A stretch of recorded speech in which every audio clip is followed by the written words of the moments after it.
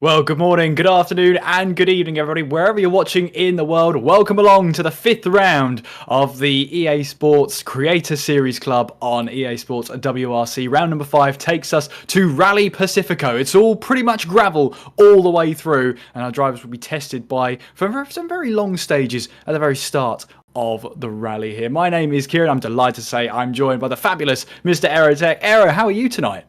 I'm pretty good, man. Ran this rally last night, and this is a tough one for these drivers. So this the Rally Indonesia, Rally Pacifico, lots of junctions, lots of very heavy braking zones, a lot of blind crests, a lot of crest into ones, a lot of cuts that if you take them, you can gain a ton of time, but it's big risk, big reward. So we should be in for a spectacular afternoon. I mean, we've seen some sort of testing going on behind the scenes as well. A couple of sky pictures from onboards as well, where drivers slightly miss their braking zones. But especially in some of these rallies, I mean, the ralliers, the drivers were talking about how this has probably one of the most difficult sections of rally stage you could possibly come across. Absolutely, really technical area too. For those who have driven these rallies, the lumber yard is definitely a place of note. The village area where you're passing through the village, and there's a lot of fast corners that go again into really heavy braking zones, whether that's a hairpin or a right angle corner. Really technical rally with a lot of high speed sections. It's really tough to get a rhythm here as we jump on with Vlembar, just finishing up his. I believe this is the finishing of his shakedown. Just to note that we are missing our good friend Is Amusing in the booth this afternoon, as we usually have. He is preoccupied with something else, but usually the perennial top of the leaderboard, he ended up picking up some penalties and not having the best end to his rally. So he's actually 4th overall in real rally right now. Door open for Vlembar to go and close that points gap up at 88 points to Is Amusing's 120. Will this be the first rally of the season he finally gets knocked off the top step? We'll find out in just a few minutes. And there really is only one way to find out, as we have at least four points of views here. I do love Punju's point of view there. Just immerse yourself as much as possible in the Citroen, and immerse yourself fully by rotating at least 90 degrees and use the bodywork as well. But hey, look, he recovered it flat out. If in doubt, he's already got this rally style down to a T. Yeah, I know he was saying a little bit earlier, this is one of his favorite rallies on the calendar. There's a reason that, I mean, I don't know who picks the rallies, cough, cough, wink, wink, but big risk, big reward here. You see a lot of those areas on the side of the stage really invite some cutting, really invite you to explore, put your car a little bit on the berm. Some of these corners are flat, and you can cut almost all 4 off the stage. Some will have what you just saw, those hidden little mounds and berms that are hiding in between all the foliage and trees. Yeah, and of course, right through the tropical jungles here of what is East Asia, as we head our way through Pacifico. You see B-Roy on the right there, just exploring that little bit of jungle, a little bit of grass there. And yeah, there's not a lot of margin for error, especially across this entire stage.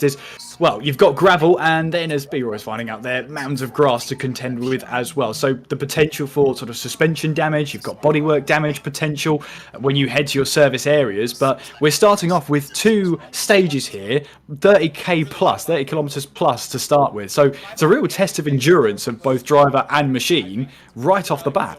Yeah, there is a 32-kilometer stage that we could have ran. Luckily, we are not going to be seeing the full 32 Ks, but we're basically getting it with South Salak, and then right after this, we're going to, I'm not going to try to pronounce it for all the Indonesians here. I don't want to butcher it, but, 16 or 17K stage to start here. It is fast. But has a lot of technical areas. It should be around the 9 or 10 minute range. Current fastest time, VBR Callahan with his 10:46. Ooh, B-Roy. I was just about to say, too, Kieran, that it's good to see B-Roy back. We kind of threw him into the fire here. This has to be, again, with the change of pace and how varying the terrain is, one of the toughest rallies on the calendar. I wonder as well how many drivers are running with, with the windows closed, no AC, to just fully immerse themselves in these high humidity jungles as much as possible. I know here in the UK it's been particularly warm today. It's been a particularly warm evening as well. So get those windows closed as B-Roy just brushes that little bit of a tyre chicane there. Got away with that one, but yeah, it's so little room for error as we've got these split views, 4x4, as Punju top left, B-Roy top right. Encephalosis bottom left and JPH bottom right, and all of them pretty much going full send at these early stages. But yeah, quite a long rally, or long stage I should say, to start with. And well, Punju really just pushing right on the edge going through here. But yeah, should be a lot of fun to watch. Yeah, absolutely. Again, Punji, this is one of his favorite rallies. I know he's been looking forward to this all season. I guarantee if anyone's going to know where the cuts are, it's going to be Punju. And also JPH. JPH also missed around, was at the Rally Gran Canaria for Spain, so it's glad to have him back as a regular in the rotation. Again, just you're going to be really careful. He's not quite had the results lately that I think he's looking for, but door open for here for him to make some spots on this, not just the Creator Series leaderboard, but the overall club leaderboard, which if you're watching and you're going, well, this looks really fun, I want to take part of this, how do I get involved? Club's open to everybody. If you have EA Sports WRC and you want to jump in and see how you stack up, there's usually between 300 to 500 plus drivers who put in a time throughout the week. So get in there, get in the club, see how you stack up, see where you fare amongst not just the creators, but some of the best in the business. And just like, even if I'm on tarmac, which is my bread and butter, there's a reason why I'm behind the microphone. I much prefer to watch on and look at these drivers, look at these creators absolutely pushing themselves to the limit here, as Encephalosis on the right hand side there, having a bit of issues going through practice. However, looking to be much more on it, and at least he took the lessons away from earlier on, as if to say, right, I need to brake earlier than that and I won't end up on my roof. These are probably the two biggest. I hope they when they watch this back, they don't get mad at me. But this is probably the two biggest glass cannons I think that we have here today. The Punju and Encephalosis are very, very fast, but they are one. Oh, as you see, big clip on the side of their Encephalosis. But again, you can get really aggressive with the stage limits here. A lot of these bushes you could drive straight through. They won't really slow you down. Maybe a tenth or two, just a little bit of interference, but nothing crazy. But these two guys are not afraid to push at 120%. They go over the line all the time. When it works, you see some incredible stage times. I believe it was Mexico last season. We saw Encephalosis do a really, really good job. Speaking of another two fast drivers, Vlembar and Ryan, towards the top of the leaderboards of our Creator Series today. Both really fast, but can stay consistent, normally keep it on the stage. Again, this is going to be really, really difficult rally. And as you said too, Kieran, two really long stages, about 10, 11 minutes to start off. And to stay focused here with this many different types of corners, big cut from Ryan there on the right side of your screen. Yeah, but he got away with it, didn't he? So he's looking good right now. You can see him. I love the steely look of determination as our drivers just try and find every little bit of time that they can. And obviously, it takes such a different skill in terms of rallying. If you've never seen and never watched rallying before, you're marveling at pretty much drivers have to take on board the pace notes. Sure, they'll have had look at them. They'll have had shakedowns. They'll have had practice of these stages. However, when you're in the adrenaline, when you're behind the wheel, all you've got are the pace notes. That's what you're listening to. And that's Punju going for a roll there. Doors open. Look at his face. Oh no. Again, I didn't want to jinx him. That's my first one. I've been blessed with the. He's I thought he was off for a second there. He's already done, is he? I hope not. No, I hope not either. Again, like I said, this is one of his favorite rallies. Tough to see him out this early, but when you start pushing a lot of these corners, they look like very inviting to cut. As you saw Ryan on the right side of your screen there, Limbar, a little bit of a chunk there on the inside, but some of them have rocks, berms, or just some elevation change that you're not ready for. I'm not sure everybody's setup's different, but going off what our good friend John is amusing Harris posted in the Discord, very stiff suspension, stiff setups here. As B-Roy having a moment as well. Again, we're getting the long stages out of the way early, Kieran, and there's a lot of difficulty here. As you can see, there's a lot of drivers struggling early on. Yeah, a lot of drivers struggling early on in terms of just trying to make sure that they keep it all on four wheels, which by the looks of it is much easier said than done at this stage. And I'll tell you something, I'm very glad I'm this side of the microphone and not the other side of the steering wheel, because these drivers are not like making it look like it's a lot of fun at this stage. But it's one of those, it looks like it's one of those stages where if you absolutely nail it, you get to the end of the stage as well, and Encephalosis goes for a flip and lands it there. And that exhale, he meant that. Surely he meant that. Yeah, it was clearly just for us. Again, really be a good save from Encephalosis there. He's going to be counting his lucky stars. Thank Dale. See if he's got any damage at the end of the second stage. But as long as that car's moving forward, it's got some momentum, he can still carry it on and get a decent stage time here. We're going to be building on road times. So whatever the drivers learn here, you're going to be running through these stages again. Maybe just in sections, not the full 16Ks, but they'll be seeing these roads again. So if they learn anything here, they're going to want to keep that in mind for the next time we're running through these sectors. Yeah, it's very, very important that, it's a case of making sure everything goes to plan as Encephalosis makes sure he uses that hairpin as possible and try and reduce the distance as much as possible. Whether that will help in terms of time, we'll have to wait and see. But both our drivers, left and right, very happy to explore the jungle greenery and take liberties in doing so. But yeah, you're right, Arrow. It's a case of, you've got a 10, 11-minute stages. Oh, Punju trying to make up for lost time.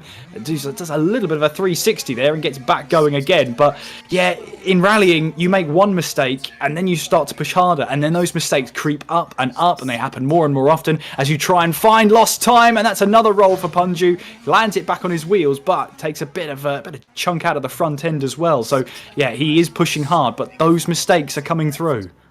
A rally especially too. It's not if you make a mistake. For a lot of times it's when, and how you mentally recover from that can really make or break a rally. So having mistakes like this early on is not the end of the world for Punju, but as soon as he takes he finishes this stage, he's got to take a breath and mentally reset and not let this affect the other 9 stages we have on the calendar. Again, we got another long one coming up, and this is not the last time we're going to see this terrain. So get all the jitters out of the way now, and see if we can calm down and just do what he knows how to do for the next 9 stages. It's not over, but he's putting himself on the back foot here early on.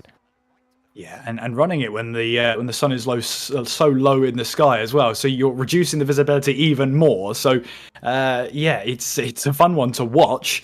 As we did see as well, Punju getting to the stage now or the part of the stage where you've just got to drop on the left-hand side, and you just can't look that way, otherwise it just makes it worse. As we see there, JPH go through the muddy puddle and make his way now onwards towards that section that Punju was facing as well. This left-hand side, that drop there, I'm guessing that's a sub-optimal line if you manage to fall off.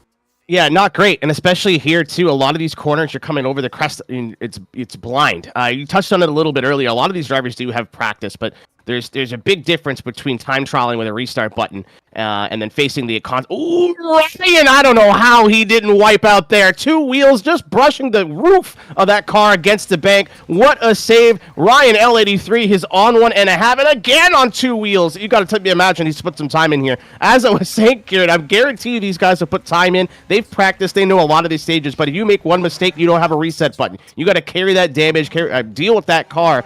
And there's no guarantee you can get it totally fixed at the service area too. And these pace notes help, but these meter calls and the Titans and every other modifier of the pace note is super important here in Indonesia. Yeah, Punju heading in towards that hairpin there, and that's a very, very tricky section now. I think some of our drivers were speaking before the rally and say this hairpin section is probably one of the toughest in the entire calendar. So it's one to watch out for, and yeah, drivers will be making sure that they hit their braking marks very, very well. Otherwise, they are well off. Yeah, it's a series of corners that there's a lot of hairpins and acute hairpins and ones, and a lot of times you'll brake early because it's over crest, and then I braked a little early, and I braked a little early, and it's just exactly, you're demonstrating my point right there, Punji, the top left of your screen. A couple of hairpins where you're kind of baited into braking early, so mentally you go, I'm going to go a little bit deeper on the next one, and that's the one that you'll miss the braking point on. That acute hairpin is one of the tightest and most technical on the whole rally, and unfortunately Punji is getting caught out, and again, just too fast over that cut. You see the berm on the inside. We've already said it so many times. So easy there just to get airborne. You're not in control of the car. Bounces off the bank. Not this first stage Punju was looking for. No, not at all. As he makes his way onwards then over this crest. And yeah, again, it's a case of he's pushing hard. And well, the hairpin that he lost time on, it was only a couple of seconds because he managed to get and recover very, very quickly there. But you're right, when he clipped that mound on the left-hand side, just sent him up and over. I can't imagine the Punju's machine, his Citroen DS3 underneath him, is going to be in particularly great shape. But he's still running it on the ragged edge to try and just find as much time as possible. We ride on board with B-Roy then, who's taken the approach of just making sure he gets through this section. Not a bad strategy. in all case and purposes, because you lose a couple of seconds in a rally, you can make that up over the course of the event. What you can't make up is if you go for a barrel roll, if you get too much damage, if you have to lose time in the service area where you can't repair everything in the allotted time, that's where the time really starts to be lost. Yeah, as we just start to get some finishing times now on stage number 1. It looks like B-Roy is going to be in the 13-minute area again here. We're going to keep time now. We're getting some of our other drivers coming in. JPH in the 11-minute sector, and then Ancephalosis just crossing the line. He's got an 11-minute 20. That's good enough for the top 20. I think that'll put him 18th overall. Really good first stage for Ancephalosis. JPH, again, maybe just having some issues there. He's not too far behind, but he's going to be more deep in that 11-minute section. Here's the ones to watch right now. Flembar is going to try and take advantage of Izumusing not having the best rally. I say that. He still finished 4th overall, but if you've never seen Flembar drive, he's got to be one of the best in the business. We're so fortunate to be able to watch him here in the Creator Series rally. But Ryan L83 has been slowly creeping and catching up to these top-level guys. He's not far behind on pace. I'm really eager to see what kind of stage time he gets towards the end here. Yeah, me too. And Jack pointing out about Ryan's camera shaking about, really adding to the immersion. I agree. You know, you can really feel the force feedback on this side of it. But on the left-hand side, you see Vembar just making this look so easy. You know, his Mini seems to be just taking the bump so well. He's able to cut the corners. He's able to have full faith in the stage and the car itself. And look at that. Look, he's just able to just chuck the car in. It takes the punishment, and he expects it to take the punishment as well, and drives on like nothing happened. Wonderful to watch.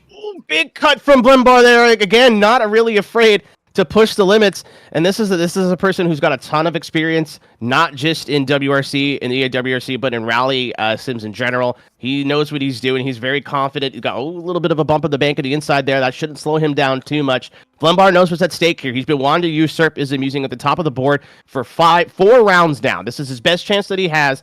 And again, controller user, super competent driver, really helpful to us, a lot of us too. Just like a really good community member is Flembar. But stage knowledge helping him out a ton here. This is a man who has done his recce, he's done his homework, he knows where he can cut, he knows where he can get really big cuts, and it should pay off here towards the end as we got a 1040 so far for Flembar. To beat Izumusing, he needs a 1058 or better. He's going to smash that time with a 1045, putting him to P1 overall here on stage 1.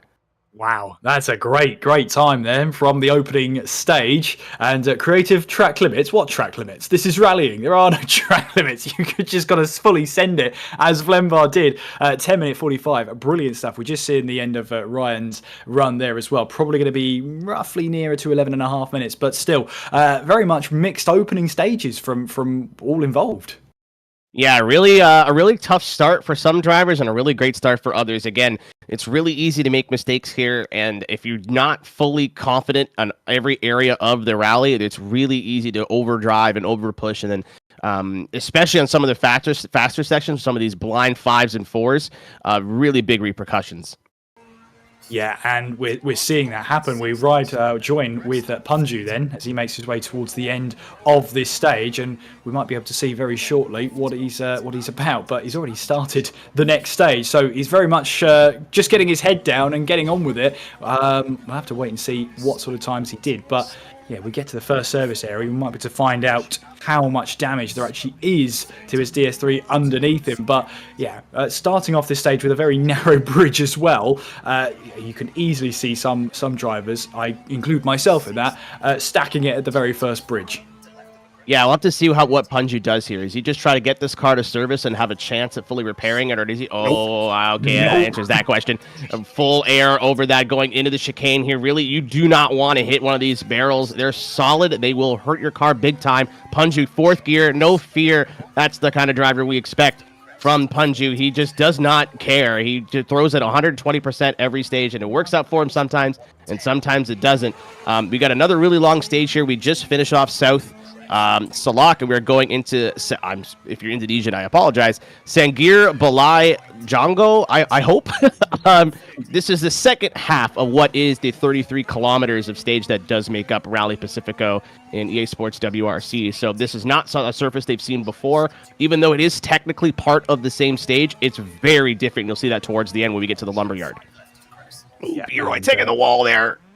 That's exactly what I would have done. That's exactly what I would have done. You know, narrow bridge, and yeah, there's just nothing you could do at that point. But manages to recover as well, not losing more than probably about 10 seconds in that overall incident. But yeah, we'll see how he goes on from there. Because as you rightly said, Aero, you can make mistakes. It's not a case of if you make a mistake, it's when. And if you can minimise it as much as possible and get out of the scrap without too much damage, then you can consider it a success then, as we see the four-way split then between Punju, B-Roy, Encephalosis and JPH. For your viewing pleasure, Encephalosis, we don't have his time on the bottom left-hand one, but we certainly have his driving style, and yeah, he's been fully committed ever since we've pretty much seen him in the practice. Yeah, again, I think if you added the 5 that we have today, Encephalosis and Punju are probably the 2 that push really, really hard and push 120 as much as they can every single time we're out there. B-Roy's here for a good time. So to see him back. And then JPH, again, maybe not the best for round number 4 from him. So I think he's looking just for a solid result today and to get back in the points here, at least among the creators.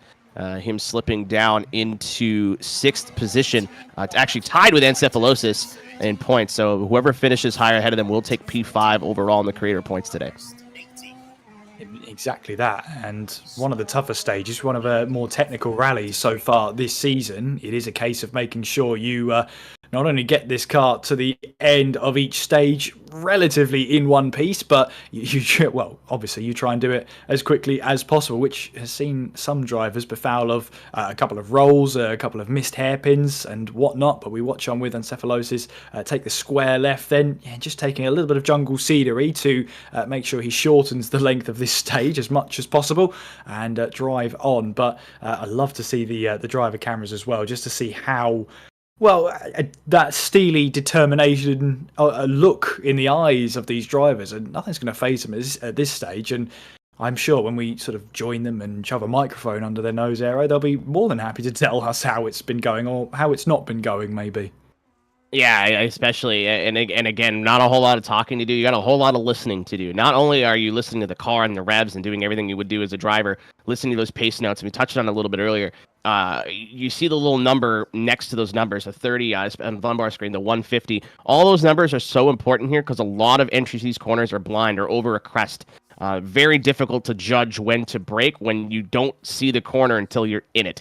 So stage knowledge, of course, is going to play a huge role here, but knowing those pace notes and what all those pace notes mean, the shorts, the half longs, every sort of modifier here is so important because you can't really see where you're going 60% of the time. And with a lot of the big straightaways and mid speeds of 130, 140 kilometers an hour into again coming into a really tight chicane here with Lembar, I thought he may have tagged the inside wall there, just getting through it. Knowing how much speed you could take everywhere, especially into the heavier braking zones, is imperative to keep your speed up here and have a good time, as we saw again. Blenbar winning stage 1 for now, at least. Great start for the rally for him. But Ryan not too far behind. Let's see if I can get an update on his stage 1 time. Yeah, absolutely. As he's making his way through then, and we join on with Punju as well, who found a couple of upside down moments in stage number 1. He'll be hoping for a cleaner stage number 2, and obviously a chance later on to get to the service. And well, I don't know if the door's going to stay off now for the rest of the rally on his left-hand side. It came off very early on in the first stage. Does that count as weight reduction? He might be. I don't know. Yeah, I want to talk to the stewards about that one, maybe. Maybe that was the plan all along. We'll have to see once we get a chance to talk to him and see what he says here. But again, with the door off, too, you hear the exhaust. You are aware of your mistake, which is kind of nice, knowing that you got to carry some damage. It's an audio reminder of like, hey, the car is not 100%. But also, we talked about mentality a little bit earlier. It's kind of hard to mentally reset and focus when you have a very loud, constant reminder of a mistake that you already made. But so far, I'm actually not going to say anything. I don't want to be responsible for 2 jinxes. But he's again, all this area here is very fast. We talk about blind apexes. Here's a great example on the left side of your screen. You're going to have to just trust that pace note, saying that 4 was there at the top of the crest. And then a really technical section here where it tightens up, and we're getting towards, I believe, the lumberyard, which is one of the, I think it's one of the most fun sections of the rally. But as we talked a little bit about in the pre-rally, a lot of these guys really worried about getting there. Very easy to go off and make a big mistake. Well, it might be worth, Arrow, when we get to the lumberyard, talk us through it and maybe take us through an ideal line, because the lumberyard sounds a bit frightening. I assume there's a lot of trees everywhere. Yeah, there's a lot of trees everywhere, and then a lot of sticks and foliage on the ground that you can cut, but there's a lot of logs hidden within those sticks and foliage. So if you try to get a little bit too silly for track limits, there will be there's no FIA to give you penalties here. There's just a log to give you hurt. Is basically what'll keep you on the track here. But Punju again, just not afraid to put his car where it kind of really doesn't belong. But this is kind of when we see some of Punju's best driving. So he's going to enter that lumberyard right now. And if we ride on board with Punju, then as we take our way through the lumberyard, we'll see how close he gets to the logs. Then talk us through it, Aero. Yeah, a lot. Again, we talked to. It's kind of been the theme of the day. A lot of blind corners, a lot of blind initiations. You're going to come out of the lumberyard, have a little bit of a breather. You see him cut really on the inside there, but there's a lot of stumps and logs that if you go a little bit too far, you're going to catch the inside here. Again, really fast area. There's a big wreck for Punju. He grabs the berm on the inside. And I talked about it a bit earlier, Kieran. These cars are set up pretty stiff here for Indonesia. It's not really bumpy, so the risk you run, especially running a lot of travel and suspension, you hit one of those curbs a little bit too fast, it'll just slowly tip over. This is where the center of gravity is. And unfortunately, it costing Punju. He's had such a good run up until now. He didn't really lose a lot of time, but that's more time he might lose in the service area. Yeah, massive off though, wasn't it? The car just lifted off, and there was no way. As soon as it's airborne like that, you've got absolutely no chance. You're a passenger, and you're just hoping that the car lands as softly as possible. I can tell you right now, that was not a soft landing. Yeah, you're right. We'll have to see when Punju gets to the service area how much damage there's going to be, and how much of it he can fix to take on to the next stages. Yeah, just an update on Ryan, who's the chasing down Vlumbar. Didn't quite get it done there. 14th overall with an 11:16 on stage 1. That's going to be, I believe, your battle of the day to watch towards the top. Punju just trying to get that car towards the end of the stage. B-Roy's doing all right for himself. Again, he jumped in last minute. This is not not a rally I would have jumped in with no practice. But as you see on the left there going through the lumberyard, you can cut almost all the way to that anti-cut. You see all those sticks and twigs. And immediate assumptions, oh no, I don't want to hit that. I might die. But you can get a really aggressive if you know where and when. You see, opting not to. Oh! Same exact area where Punju had his off. B-Roy goes to the right, ends up catching the wall. The Ross Chastain strategy did not work out for our NASCAR friend B-Roy. And unfortunately, takes a roll. I don't think he got much extra damage from that. But, it didn't lose a lot of time, but again, just you have to see what that pays off in the service area. Ooh, okay, both be right. There we go. Okay, cool. Where's he going? All right, we're good. We're all good. We're only was it one roll for B-Roy? Might have been two, but yeah, far less dramatic than Punju's off, as Vlembar just catching the bits of wooden fence on the right-hand side there, really just trying to push on and press on. We see Ryan also on the right-hand side, going over the crest here with the 6 pace note of caution, and yeah, it's probably why. There's a good reason why. It's because beyond that right-hand side, there's just a little bit of a dip, just a little one.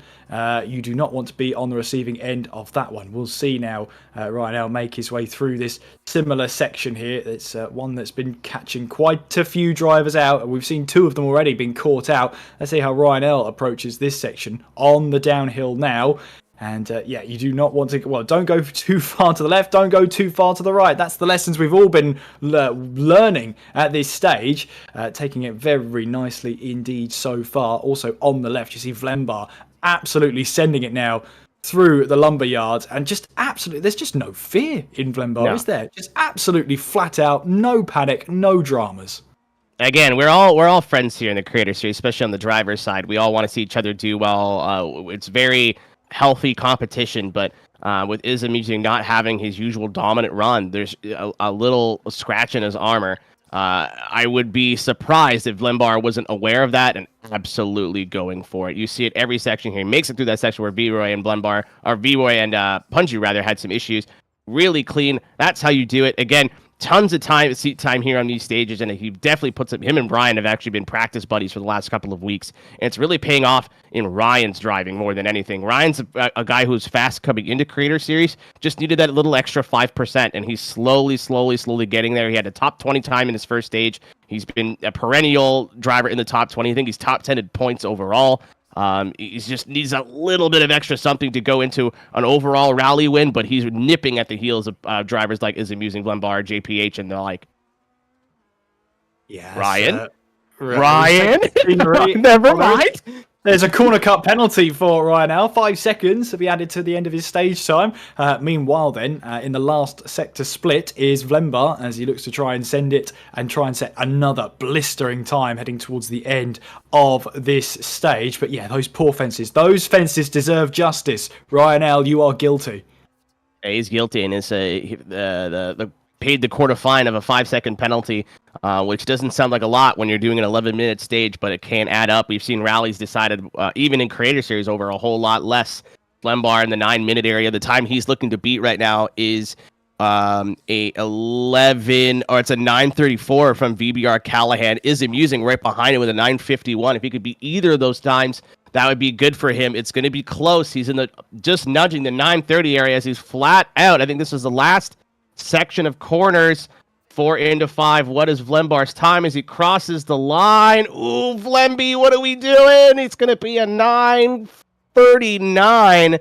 So he takes another big chunk off of Is Amusing's time. He's not going to get the stage win. A couple seconds slower than that. He's a second place overall, which is still an incredible time for Vlembar.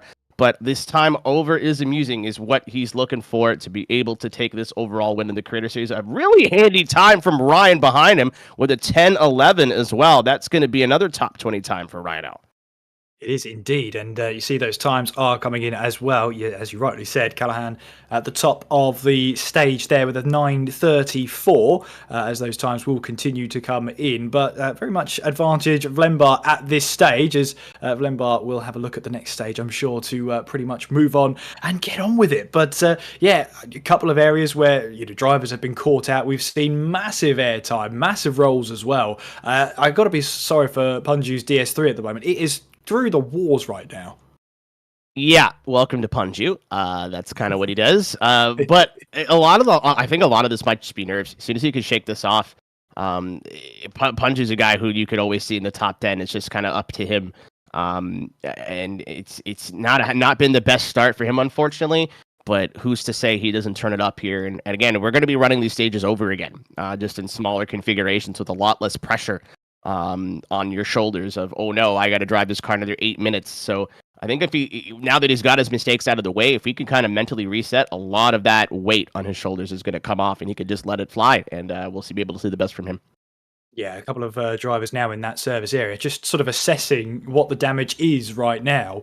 Will be interested to see or hear from drivers when they get the chance to, when they want to talk to us. I don't know. Will they want to talk to us? What do you reckon, Eric? If we put on our best faces like this, do you reckon they'll talk to us? I could put on a mediocre face and they'll still talk. A mediocre face. I have the power of dragging, so I could just tell them what to do. This is the power. We have that power. This is our show. They're just living in it. Well, I mean, you said it, Aero, not me, and I'm glad you said it. But I mean, if you can drag someone in, if you want to drag someone in, I believe Punju and B-Roy are just about to start their third stage of Kabun Raya. We might be able to talk to Ancephalosis, perhaps. I think he's got another 2 minutes before he gets started. But Punju and B-Roy are just getting started on their third stage now. Our next break will be at 35 at the end of a bye, at the end of Mori. I can't even pronounce that's a lot of vowels, but we got 2 stages here to our next service area. He's got doors on the car now. That's a good start. Oh, great stuff. That's adorable. Right, Punju then making his way flat out now through this next part. My God. I'm glossing over it too. But yeah, absolutely straight back on the full send and off he goes again. So it'll be interesting to see if he put a door on, which is probably the lesser priority to put a new door on. Probably means that most of the damage has been pretty much addressed at his service stop. So these aren't Rally 1 cars. They're not as aero dependent, but it still is pretty important. If you're missing the whole front end of your car, missing the wing, it still is really going to affect, especially the wing. With a lot of these 4s and 3s where you see him right now almost getting the bank on the left side. That is the Punju way, though. Use all of the stage and more. But why do I do this to him every time? You've got to learn, Aero. Yeah, this is that. Yeah, I get whenever I spin now, I'm gonna know why. I'll just start blaming commentary immediately. But basically, this is going to be reversed. We're heading back into the lumberyard from the other direction. There is a B-Roy again. I think in the same place as Punju. Actually, just clipping the bank on the left side, getting a half spin there, and we'll continue on.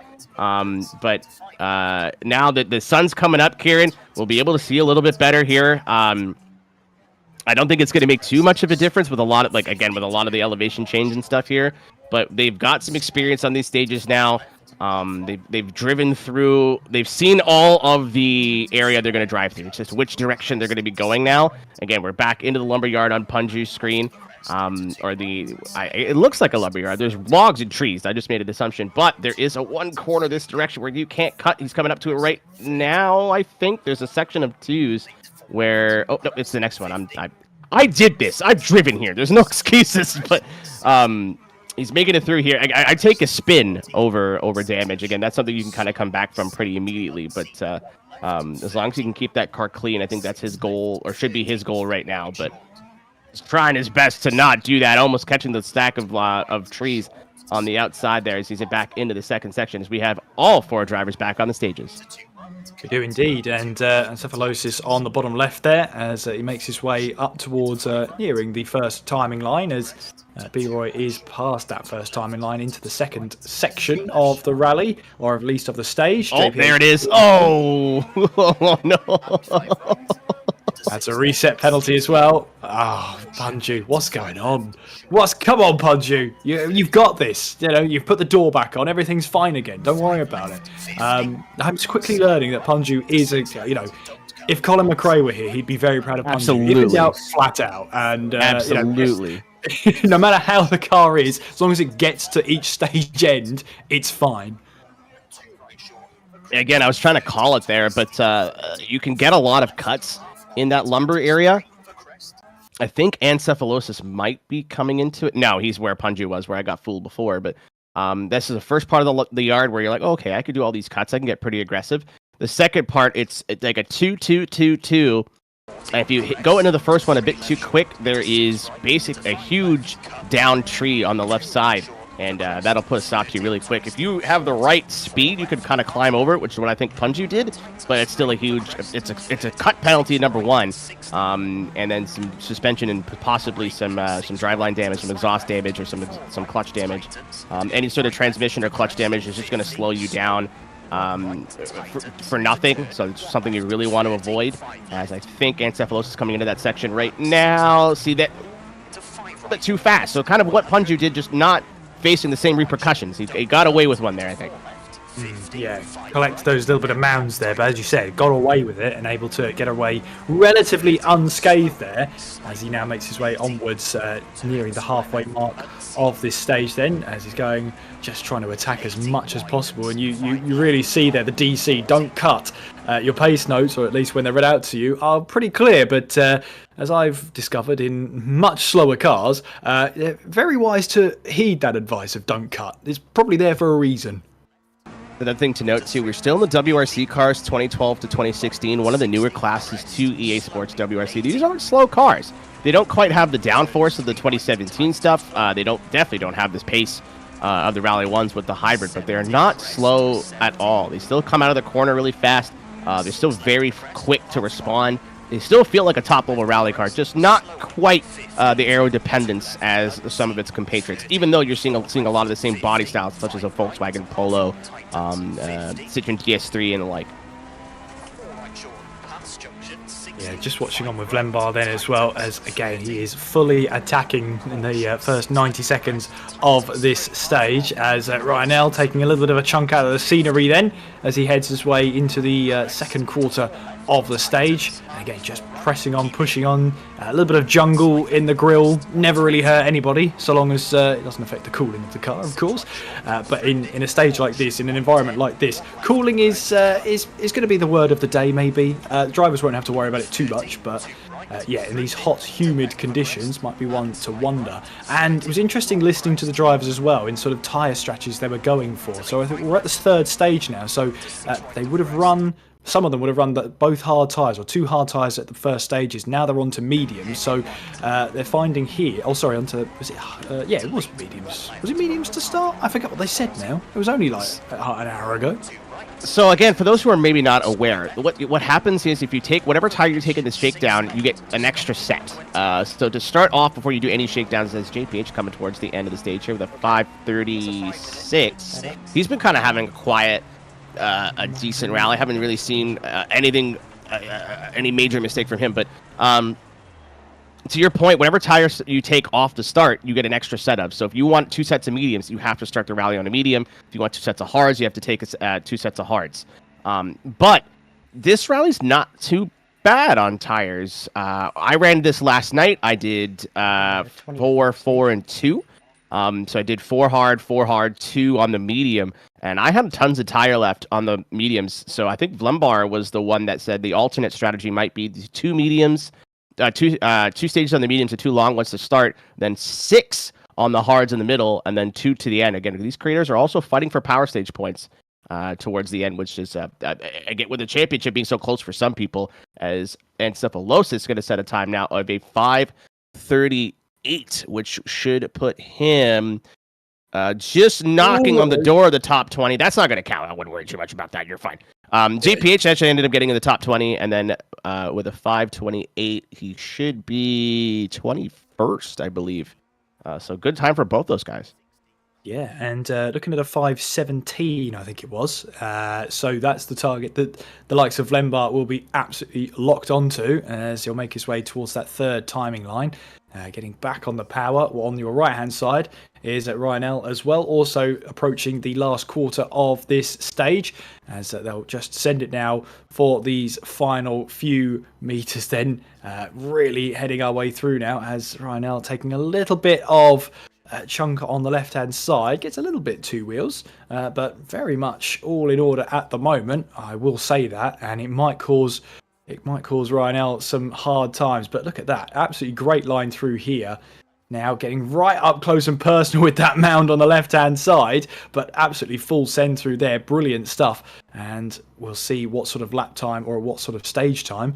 It's a rally, Kieran. What sort of stage time these two can put together. It's funny. I've been saying track limits all week, so you're not alone in that. That big cut here on the left. We've seen those mounds kind of catch out drivers running a little bit higher.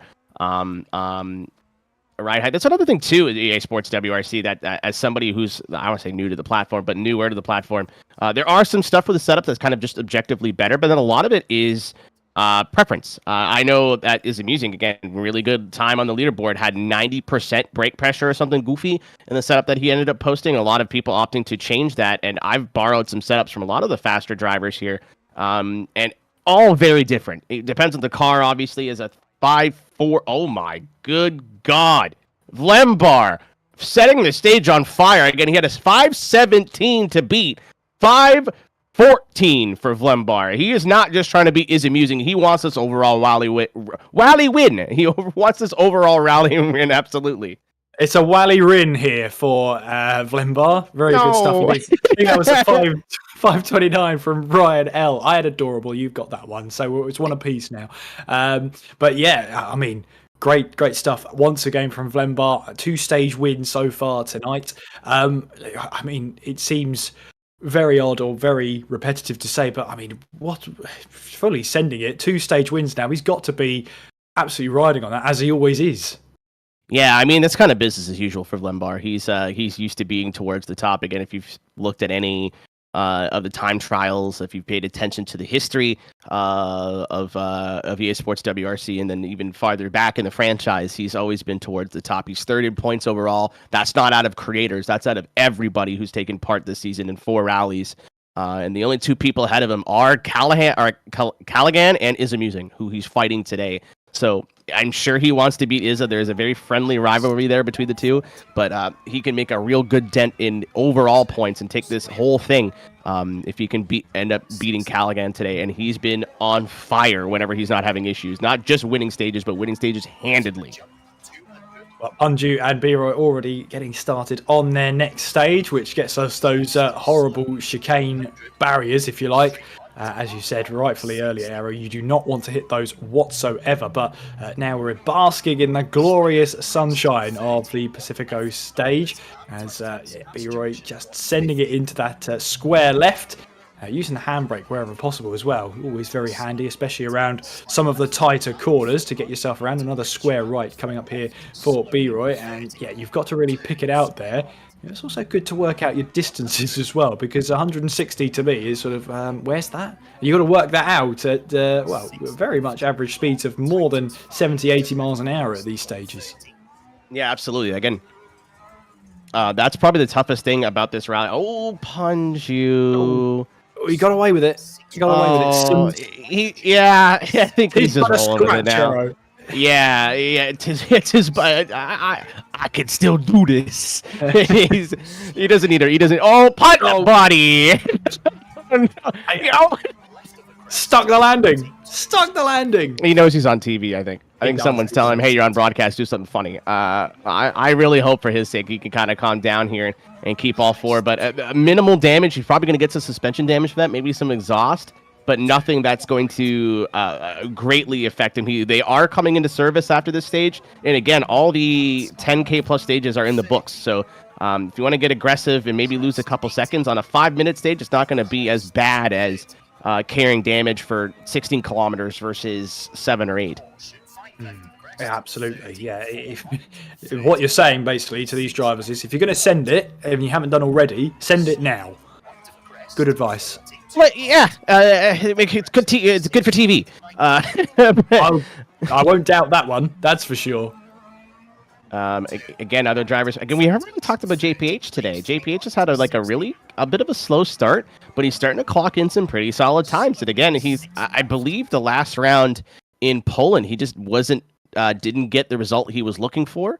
So definitely trying to make some inroads on points today. So he approaches the line. He's going to get a 4:02, which will firmly put him in the top 20. I think that should put him around the 13th to 15th area, which is a solid run for JPH. Another thing to think about too, Kieran, is this isn't time trial. This is your overall time. So maybe you get 15th on this stage. If you get 40th or 50th on the next stage, it's all going to kind of figure itself out towards the end.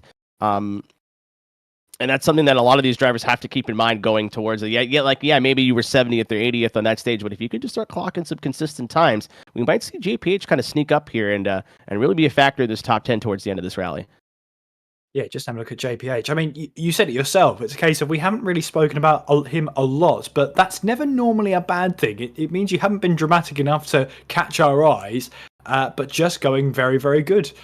Just plugging along, as you said. I think we're looking at a 350 odd at the top of this one, but there you can see JPH currently 51st, just outside of the top 50 after the stage there, and he'll scroll all the way to the top, or will he? Oh no, he went all the way down to the bottom. Boo, boo. Oh well, never mind. We'll have to figure it out then, Aero. We'll have to figure it out ourselves. Yeah, I mean, the 50th is it doesn't seem like when we're talking about drivers like Vlembar, who's in the contention for an overall win and top 10 times and whatnot. But the Creator Series has kind of evolved from a bunch of chums having a good time to the top 50, top 60, even top 70 of this club now are very, very strong and very, very close on pace. So a little slip can see you going from 20th and 30th to 50th and 60th overall. So we still have a lot of rally to go. I would imagine that number is going to go down, especially with the way he's been driving. So if he could just keep continuing to plug away there and get some really consistently fast stage times, I believe we have not seen the last of JPH in the overall. We have a comment in the Twitch chat about this as Vlembar looking like he practices 24 hours a day. That's just Vlembar. He knows a lot of these stages from the back of his hands. Very well experienced, very intelligent driver when it comes to setups as well. Very rarely makes a mistake. Very, very smart with his pace, and it seems like that's what's paying off today. Is just take very calculated risks. It's calculated risks, but as you said earlier on in today's stream, it's about taking the homework, being able to know these stages, being able to know where you can cut, where you can't cut, what can you get away with, what can you have to, quote unquote, stay on the, I was going to say on the island, but that's more of a road technique. Stay on the trail the preferred trail wherever possible, and that's all coming together with a couple of stage wins under him so far in this event. He's certainly looking like he's having a wonderful time and doing the Mini Countryman a good bit of service as well. It's nice to see a Mini go rallying. It's very nice to see them as well. Maybe 3 or 4 times bigger than they should be at a rally stage. Nonetheless, it is good to see the Mini there. Yeah, I talked to Lembar a little bit earlier before we started too. The Polo does have a on paper horsepower advantage, but it's not much. And the Citroen and the Mini, actually, Lembar's saying he's thinking the Mini is the best in class, at least here. You're not really getting to those upper speeds of 200 kilometers an hour plus here. It's not a slow rally by any means, but there's so many heavy braking zones. A lot of it's mid speed, so.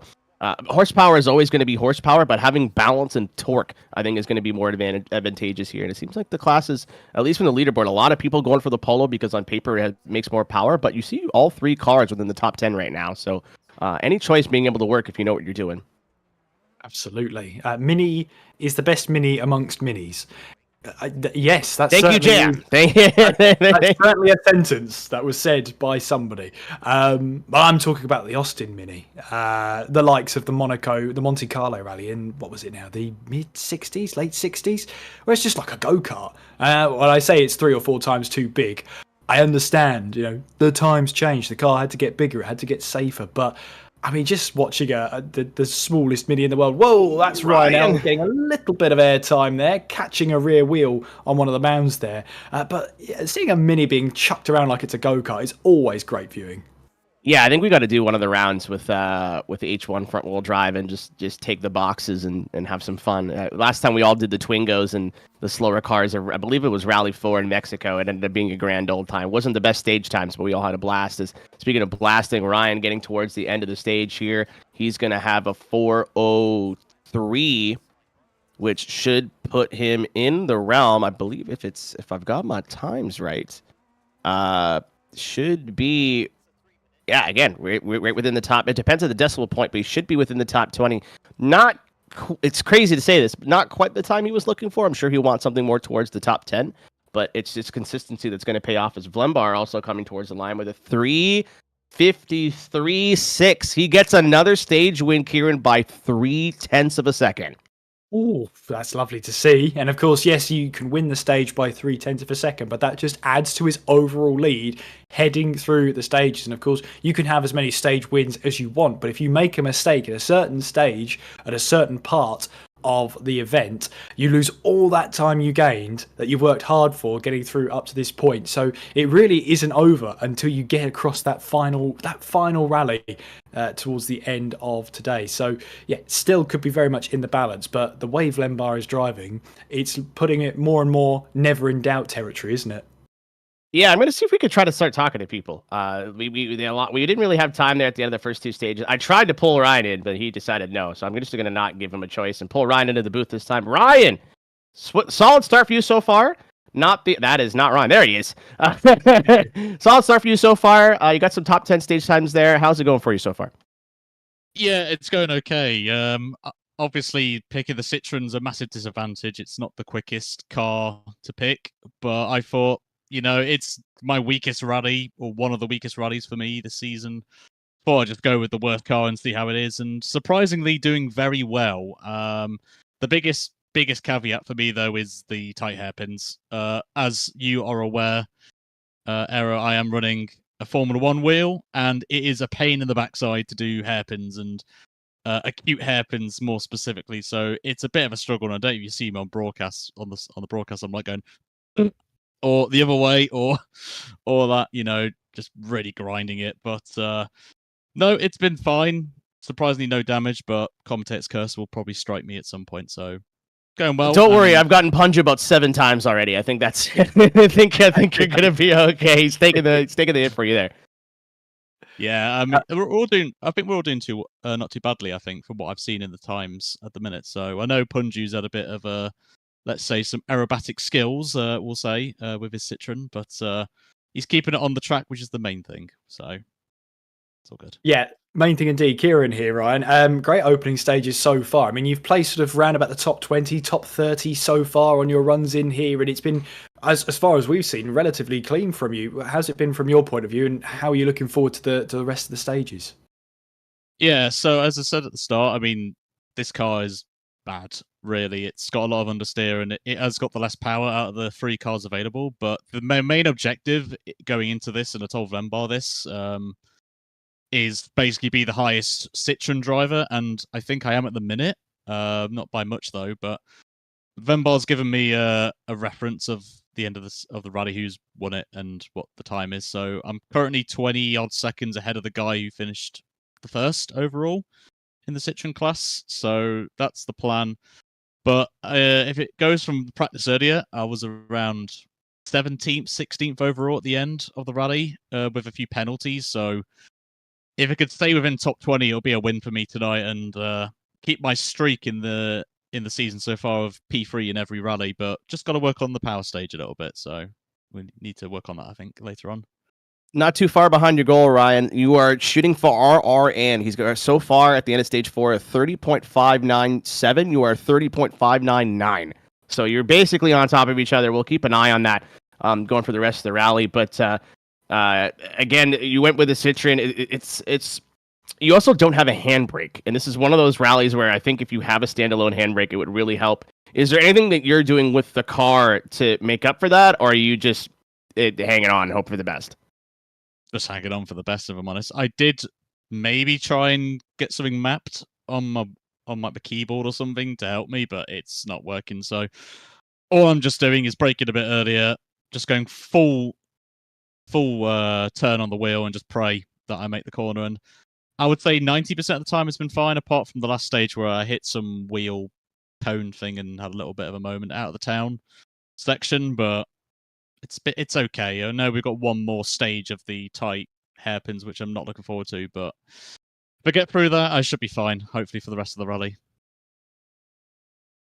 All right, man. Well, I think we'll let you get back to it. I think you got a minute or two before you fire off on stage number 5. Keep her clean, keep her safe, and hopefully you get that Citroen up. Thank you very much. Ryan L83, everybody. I really didn't think the Citroen was that disadvantaged. But if according to, I trust him more than I trust me on that one. As we've got drivers. Yeah, I'm just makes me sound silly because they're just like, oh yeah, they're all even. And then yeah, thanks Ryan. Really, really nice of you as we jump back on. I would say as well though.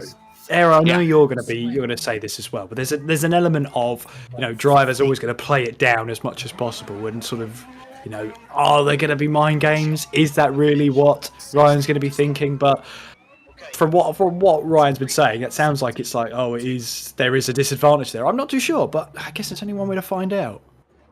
I mean, he's done a lot of testing. Again, he's somebody who's as I think Punju just actually wrapped up the stage there, but he's somebody who's kind of taken to this creator series thing where he jumped in and was a little bit new to rally and was having fun. And unfortunately, and I understand this, we are too competitive for our own good. He's really just kind of went all in and got super sunk in. Like I said, him and Vlembar have been practicing together and testing cars and setups and tire strategies. So he's kind of this is we're all trying to have fun. This is fun. We're having fun. But at the same time, that's what I kind of love about rally too, is you could still be hyper competitive because it's you versus you. Really, at the end of the day, it's you versus a clock. So JPH now, again, we talk about people having solid rallies. He's just kind of been clocking away. He's putting good times in. Encephalosis too. Seems like when he finishes the stage, he's up towards the front. But we'll have to see how he wraps up here. As I believe we're now on stage number 5. This one I can pronounce a bye. Bye. Is it? Oh, we're not done yet. I'm sorry, I fooled you. I was going to say. Okay, next stage is going to be hello then, isn't it? If the stage naming goes right. Oh my god. It's put the wrong 2 people in this booth, I swear. Yeah, I know. He'll never want me back, will he? Will Aero? But we've got JPH making the way towards the end of the stage. So too Encephalosis as they make their way both across the line. It's a 3:19 from Encephalosis then. So that's sort of frame of reference there. But Vlembar is getting the countdown now to start his stage 5. Ryan L is already underway. I know Encephalosis is kind of just looking for a solid day here too. A 3:19, not the fastest time out there, but still solid. Going to be in the top 75 range. we're gonna have to see what Blembar could do. Again, I don't know if he's a guy who checks his overall times as he's going along, or if he just kind of lets it all happen. But he's had some pretty monster stage wins today.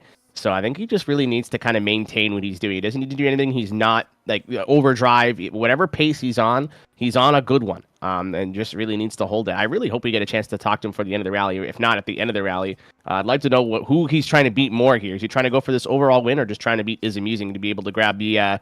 It takes Ryan. Not the worst thing that could have happened, to be honest, but not. For that. Absolutely, I'm getting a DM in 20 minutes. I swear. Not the worst thing that could have happened though. Just a slight excursion upside down, but got it righted very, very quickly and back underway. So he probably would have lost about 10 seconds at worst. But yeah, off he goes again. And this is what you were saying though. If you're going to make those little mistakes, if you're going to find yourself upside down, better do it on the short stages. As that's airborne. That's an airborne cut. I love it. Yeah, that's confidence. That's somebody who's done their work in the recce and is really confident to be able to go for these cuts again.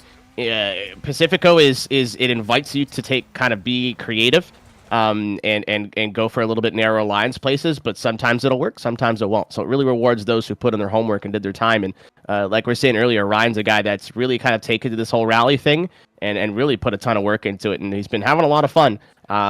It's not nice to flip a car, but if you damage the roof, that's kind of one of the least critical areas of the car. So hopefully his suspension and brakes and all like that are still good to go.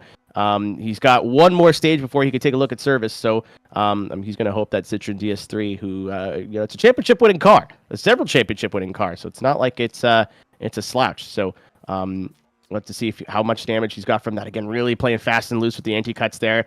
You can kind of nibble those red anti-cuts, but if you're too far to one side, that is a 5-second penalty. And I don't think it's worth the cut. I think you only gain about a second. So very careful. These chicanes are so fast too. Again, a rally that I could think of is the German rally, a CER rally, where it's very tight and the distance between the barrels is super tight. Not here. Really invites you trying to push. As Ryan with a 3:13, that is going to be a pretty good time for Ryan. Again, with a flip, I must stress that he's going to be.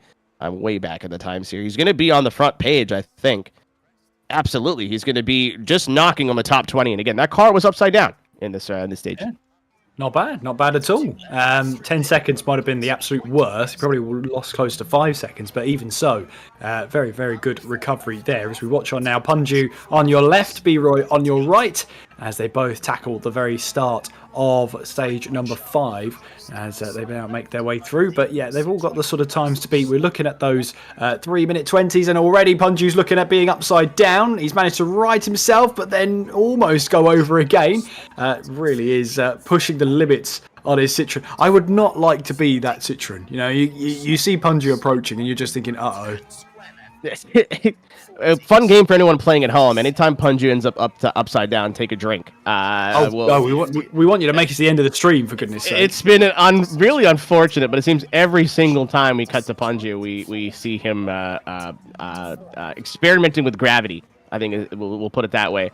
But I will say it's only been one time that it's been a major one, and it's cost him a mountain of time. The rest of them have been like lazy rolls. He just about managed to keep that one there. But again, things like that, he doesn't lose a lot of time, in fairness. Surely the car's taking a bit of a battering, but he's not losing time too much over on the grand scale of things. Considering how much he's rolled, he's just happy to be here. He's a gymnast at heart. And these are two dudes with no mechanic. Oh no, JPH with an issue. And we were talking about how he's had such a clean rally. I believe he's just starting the 5th stage or 6th stage. I'm not quite sure which one he's starting, but he's just on the start of one. I believe it's probably the 6th stage, judging off of the ticker on the left. But a little bit of a spin there. If you're gonna have an issue, that's kind of the best case scenario. And a lot of rallying here, and again, if you're at the top level, you're seeing encephalosis comes grinding to a halt here. Unfortunately, catches the bank on the inside. I thought he was going to complete the roll and keep it going, but I was saying it a little bit earlier here too. If you're alien and super talented, and you know these stages like the back of your hand, you're going to see maybe spins, maybe go a little bit wide, but rally, it's not if you have an issue. It's not like circuit racing. It's when you're going to have an issue and how big that issue is and how you come back from it. Yeah, and it was one of those, look, again, lazy rolls, and it just felt like it went on forever, and it took forever to stop the car. The roof not very good at braking. However, the reset penalty has been taken. Another 5 seconds will be added, and he'll have to be on his way again. But you're right, it's about how you recover from it. And 5 seconds is not the end of the world. You can recover it, and there'll be others as well that might fall into similar issues. We've seen that a couple of times already on this stream alone. So not the end of the world, and just a reminder to keep it pinned and make up that lost time. But as we said, an hour ago with Punju, it's a case of you've got to find that fine balance between pushing hard to make up the lost time and over pushing and falling into those same mistakes again by clipping a mound you wouldn't normally clip if you weren't pushing as hard. Yeah, keep in mind now we're edging past halfway through the rally. This is going to be about 70 to 80 minutes of drive time towards the end.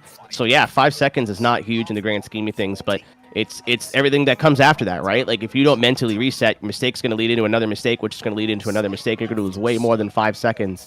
If you have a big off, you may get 5 seconds and have to carry engine damage for 5 kilometers. Now, that's going to cost you tons of time. So it's 5 seconds in the short term, and depending on what happens and how you recover from it, it could be 10, 15, 20, 30 seconds in the long term, which again, over an hour of driving, you don't think is a lot, but we've seen rallies be decided by a whole lot less.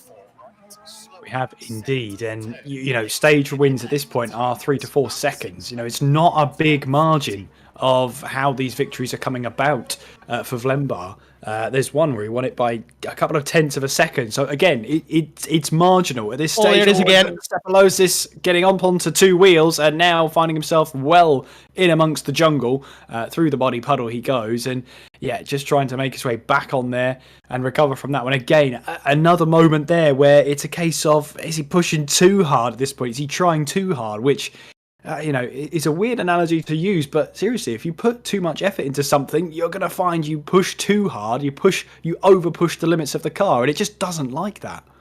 Another thing too here is, I think you could probably see it, is a lot of these berms that you can cut really do look like curbing on a traditional racing surface. So the immediate thought is just to clip it, right? You just want to get 2 tires up on it, just clip it. With how these cars are set up, I don't know how everybody's setup is, but at least what we've seen today, if you kind of half commit and only clip it, you have a real good chance of bicycling the car and rolling it over with the ride heights and the stiffnesses that we're running today. You have to either not touch it or completely commit to it and run it all the way over. Some corners you can get away with it, and as we're seeing some corners, you just can't. Yeah, hairpins as well, going to be the order of the day at this rally. You get the handbrake out, which Reinel doesn't have. He said he's tried to assign it, but he's just going to fully send it like that, and hope he can get him through there. But he's been setting some good times as of late, as we have this split screen here. Vlembar on your left, as Reinel very much taken to the jungle there, and rejoining onto the stage, past the quarter mark of this stage for Reinel. Yeah, a lot of this foliage really makes you think you cannot run out there, but you could kind of get creative with putting 2 tires out if you want to push a corner a little bit harder and use it as kind of a curb on the outside, some runoff area. You have banks, you do have areas. We've seen issues today, but that is another one of those areas where you can get real creative with. I was just about to say track limits again, Cave, if that makes you feel any better. And a lot of these hairpins, good. You're not the only one. I was going to talk about track limits. Vlembar completely stealing the lunch money of the apex of that corner. I think it was all 4 into the grass. Again, talk about dudes that did their homework. I'm sure at this point he knows every inch of this stage, where he can, at least where he can get away with it and where he can't. Again, a lot on the line for him today. Door wide open for him to make some inroads in this championship hunt. We're only halfway through the championship. This is round number 5 here from Pacifico. We got 3 more left, which are going to be Portugal next week, and the Rally 1s is going to be wild. Then we're Croatia, Group B, we will drive. That's always a good time. Then to end the season off, Rally Sardinia and the Rally 2s. It's going to be a heck of an end of the season, especially next week. Going to be rowdy. Rowdy indeed, as Reinel makes his way through the puddle there. Whilst you were talking there, Aero, it was a case of watching on in Reinel's just, flying down the hill there. And it looked like he was on the limit of, I was going to say adhesion. Can you have adhesion over gravel? He was on the limit of grip of what little grip he had. And it was just glorious to watch. Vlembar's going through this similar section now. It's just fantastic to watch them just carry all that speed through, all that confidence through these corners then. And yeah, these are two drivers here who are very much locked in and having a great time, it seems. Yeah, Ryan really kind of not let that mistake get to him, and then Vlembar just has not really set a foot wrong yet today. You got to imagine, is that coming? Are the chickens coming home to roost in terms of Vlembar, or is he just went the extra mile and put the extra work in today? Really, really sketchy area here coming through entering the second half of the stage, going into the second water splash. Again, we talked about it a little bit earlier in the rally, Kieran. A lot of these corners are coming over hills. You're really trusting your notes and trusting. Again, Vlembar not afraid to put that car off course. Really trusting your notes. Really trusting your wrecking, the practice that you've done. I know I can go through this corner. Oh, I know I have to turn in here, even though I can't see the apex. Really, really, really big struggle, especially going through a lot of this mountainous area, coming through the fields and the valleys here in Indonesia. Yeah, that's something that drivers have to get used to is the pace notes, is making sure you have full commitment into those pace notes, as we see Ryan L then taking a little bit of a cut there, but nothing that would warrant a penalty. In fact, if anything, it's because he doesn't have the handbrake, as he's taken the line like that, as there you see Vlembar much more how maybe the corner was intended, just to fly in with the rear end absolutely hanging off and then trying to get the power down once again to straighten everything back up.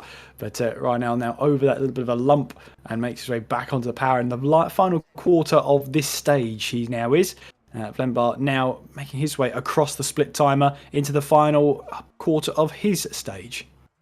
You're gonna have to keep an eye on. Yeah, you see the big cut there as well for Vlembar. Him and Ryan both did the work. Not afraid to put that car wherever it needs to go. Another thing too is overusing your handbrake could be a really bad way to lose time here. A lot of hairpins, a lot of junctions. I believe Izzo, before he went away for this week, was oops, all junctions is what he said this rally was a lot like. You kind of want to do what you see on TV, pull the handbrake from like 50 meters back, throw it in backwards. That's not necessarily the fastest way to do a lot of these tight corners. A lot of them, you can get the car rotated on the foot brake if you're able to throw the car in enough. A little bit of an issue there for Vlembar. Nothing huge, just kind of hitting the bump a little bit weird, losing the front end for a bit. Probably lost a couple tenths, maybe a second, but no major issue. A big cut there. You're losing the banking of that corner. Very similar to what we did in Spain 2 weeks ago. There's a couple cuts where you could just kind of ride the banking almost like a oval track, where you just use the camber of the corner and you're able to carry so much more speed. So much more speed as Ryan L is just making his way now towards the final stretch. Then he'll get back on the power full throttle from here as we make his way towards the stage end with a 6 minute 16.3 for Ryan L. We'll see where that puts him on the leaderboard. Meanwhile then with Vlembar, he's about to approach his end of the stage as well, getting back onto the power. There's a couple more corners to go then. You've got this snaking section in towards this almost hairpin like section, and once again it's full throttle here all the way to the stage. And can he get sub 6 minutes? You bet he can. 5:59.3 from Vlembar. Ryanel's time puts him once again inside the top 20. 5:55 it was to beat for Vlembar, and I think he's just done that. Well, he hasn't. No, 5:59. So he's lost 4 seconds on that stage, and it's, well, not the stage victory this time, but I'm sure he won't be too concerned about that.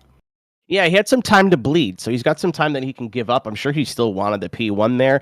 Ended up still getting in amusing and still had a sub 6, but those little issues and just not really getting the good runs off the corners with those cuts was more than likely costing him time. On the topic of Ryan, all he wanted to do was finish first in the Citroen class. And he gains another second where they're only really kind of separated by a couple tenths. So he'll be able to get that done and just have to maintain on that as we head in to another service break. And I am pulling in the guy I've wanted to talk to you since the top of the rip here. My good friend Punju has had a whale of a rally. Why don't you talk us through it? Hey, what's up, guys? I was literally just talking about you.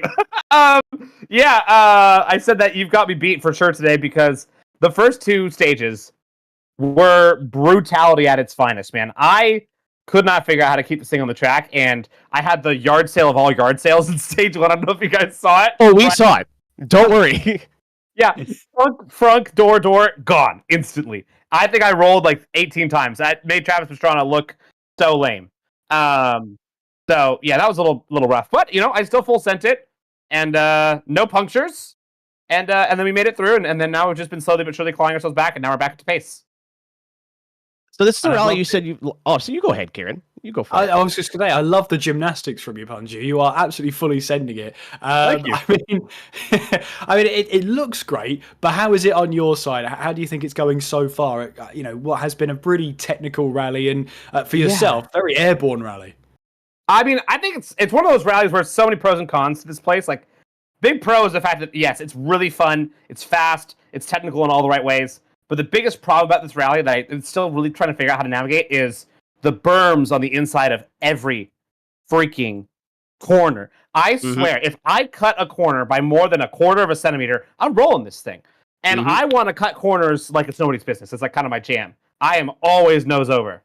And so I've gotten bit so many times. I've rolled way more times than I can count. But I keep landing my wheels, so I guess it's fine. But yeah, that's been my biggest struggle for sure. 6 down, 4 to go. Obviously, the first 2 stages didn't really go your way. Are we still full kill, or are we going to try to back it down and get a solid finish here? I know the answer to this question, but I want to hear from your mouth. Full send. Yeah, all day long. Silly me. Or never back down. Never back down. Absolutely. As the wise one once said, we're locked in. All right, we're gonna get this thing. So yeah, we're gonna go get after this thing. We're gonna have some fun. All right, brother. We'll send you back up there. Try to keep it all in the dirt.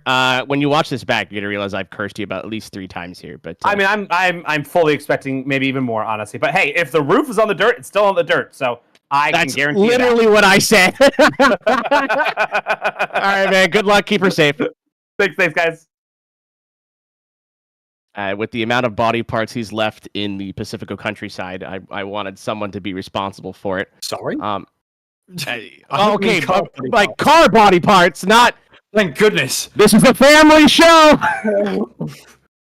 Had me worried for a second there. Had me worried. We want him for littering, not another crime. That's the only one we want him for. Is we're back on the stage. We're on stage 8. Oh, B Roy. That's okay. Yep. Hold on. Give it a minute. Just Wait a minute. Just Oh no! Don't tell me he's Austin Powers it. Just Just if you put it in reverse, just first gear there. Just tree's we still go. there, unfortunately. And that's just There you go. Hey, here we go.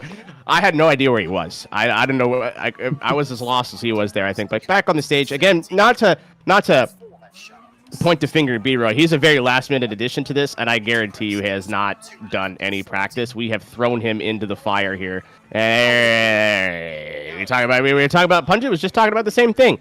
Is the berms on the inside are welcoming, and they look like curbs that you would see on a circuit, but with how the ride height and how the ride heights are set up in these cars, if you don't hit it right, that is going to happen. You're going to bicycle, and it's kind of up to you to try to catch it, but it's a very low percentage save.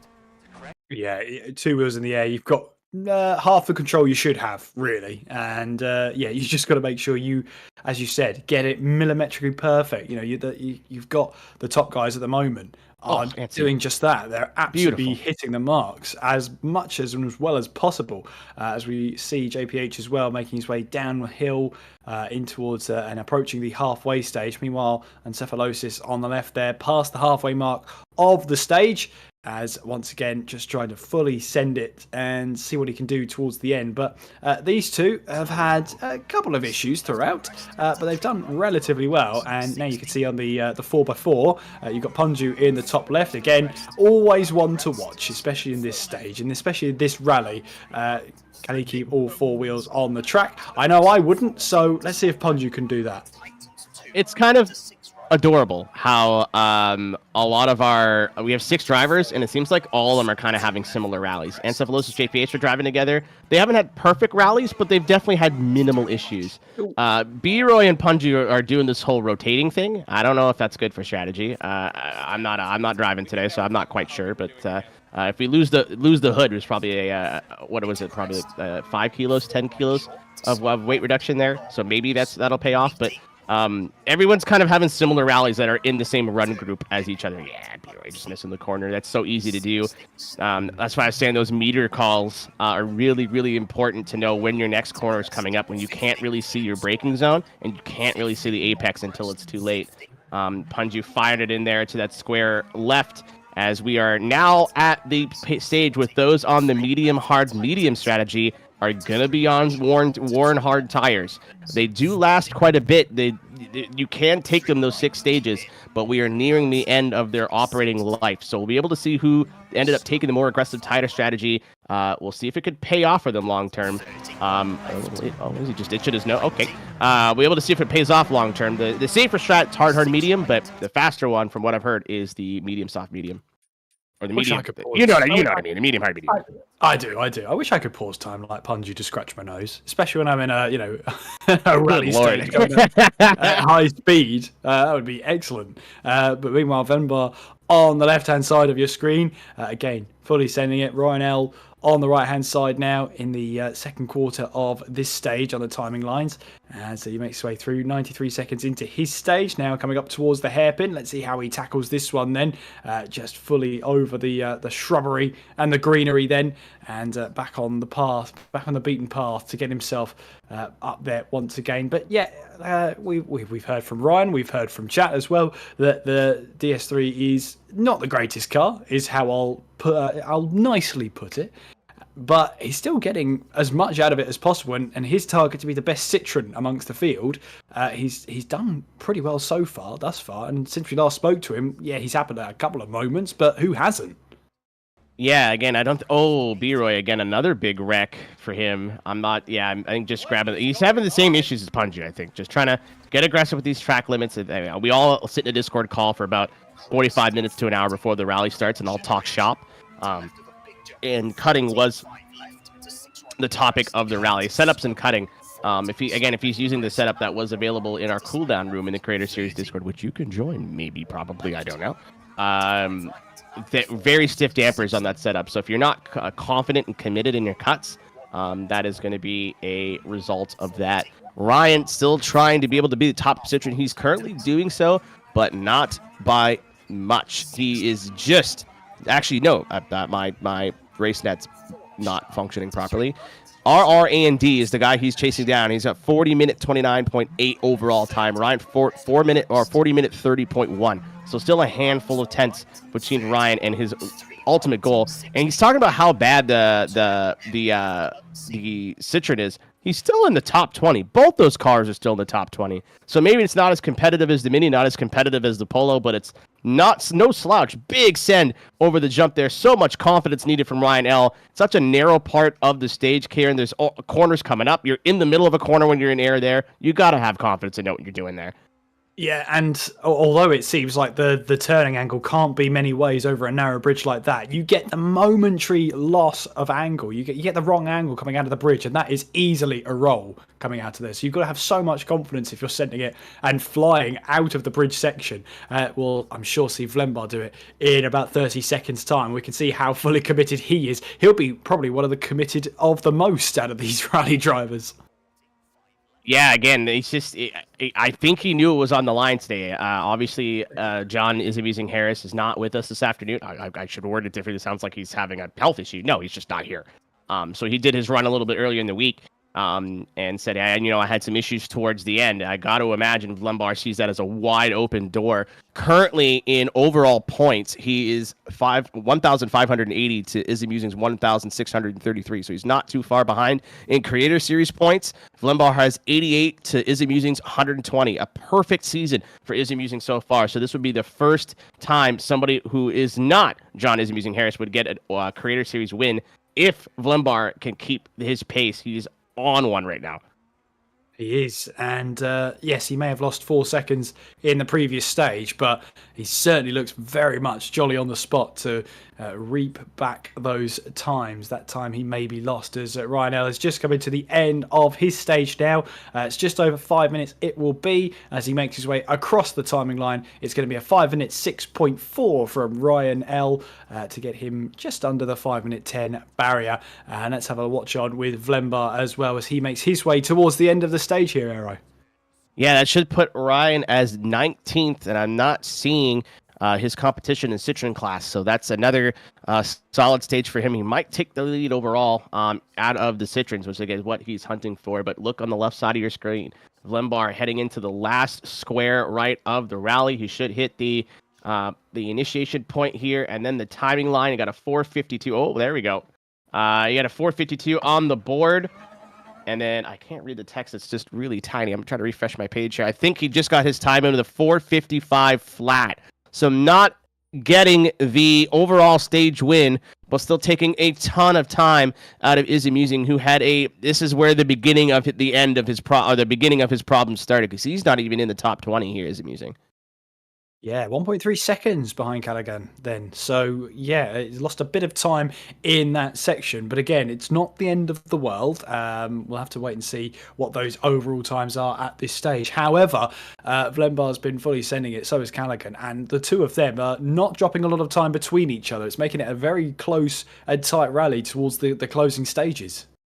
Yeah, and then something we want to talk about too is that obviously us creators all want to beat each other. That's part of the fun is talking smack in between rallies with in good humor. But there's so many competitive names in this club. Over I think when I checked the other night, 400 names or so started the rally, and a lot of the folks that have been around here since season 2 and 3 and whatnot can attest that the average pace has gone through the roof.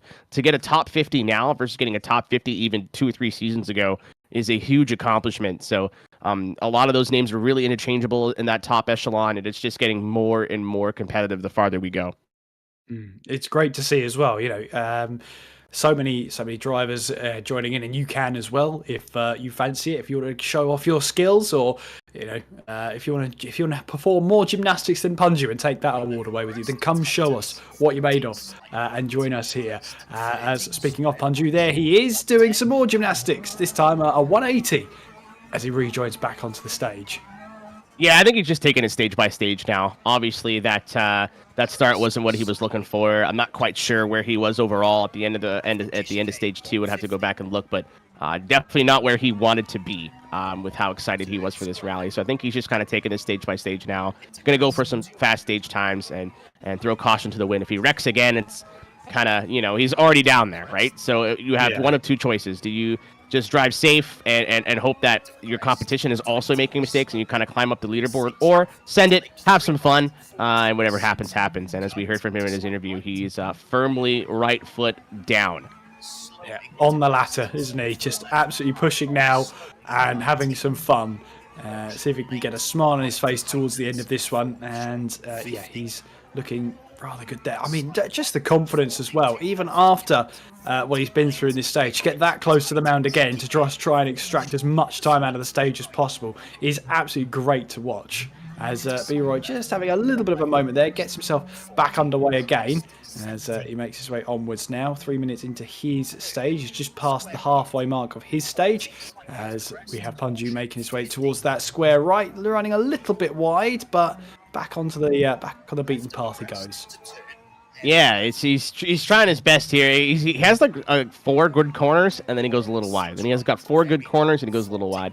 I was just, again, same area. You've seen B-Roy and Punju kind of make similar mistakes, which just shows you how easy it is to get caught out here at the Pacifico rallies. You get into a rhythm, and then JPH, I don't think he had a millimeter on either side of his car going through that chicane. We want to talk about confidence. Again, we haven't talked about JPH a ton today, or encephalosis. It's Punju and B-Roy kind of had the more spectacular runs, and then Ryan and Vlembar have very strong pace, but no slouch of those two guys in the bottom of the screen, but JPH really pushing his limits here. Oh, little bit of an issue. Can he keep it on the stage? Just barely. He's going to lose time from that, Kieran, but should get minimal damage. Maybe getting some exhaust or some suspension damage, but no roll, no stoppage of the car. He's still heading forward. Yeah, it was a case of just keep that right foot mashed to the ground and see what happens, really. And managed to get it back onto the stage at the very least. So not too much time lost, he will be hoping, as encephalosis just past the quarter mark of his stage. as we watch on this side-by-side again.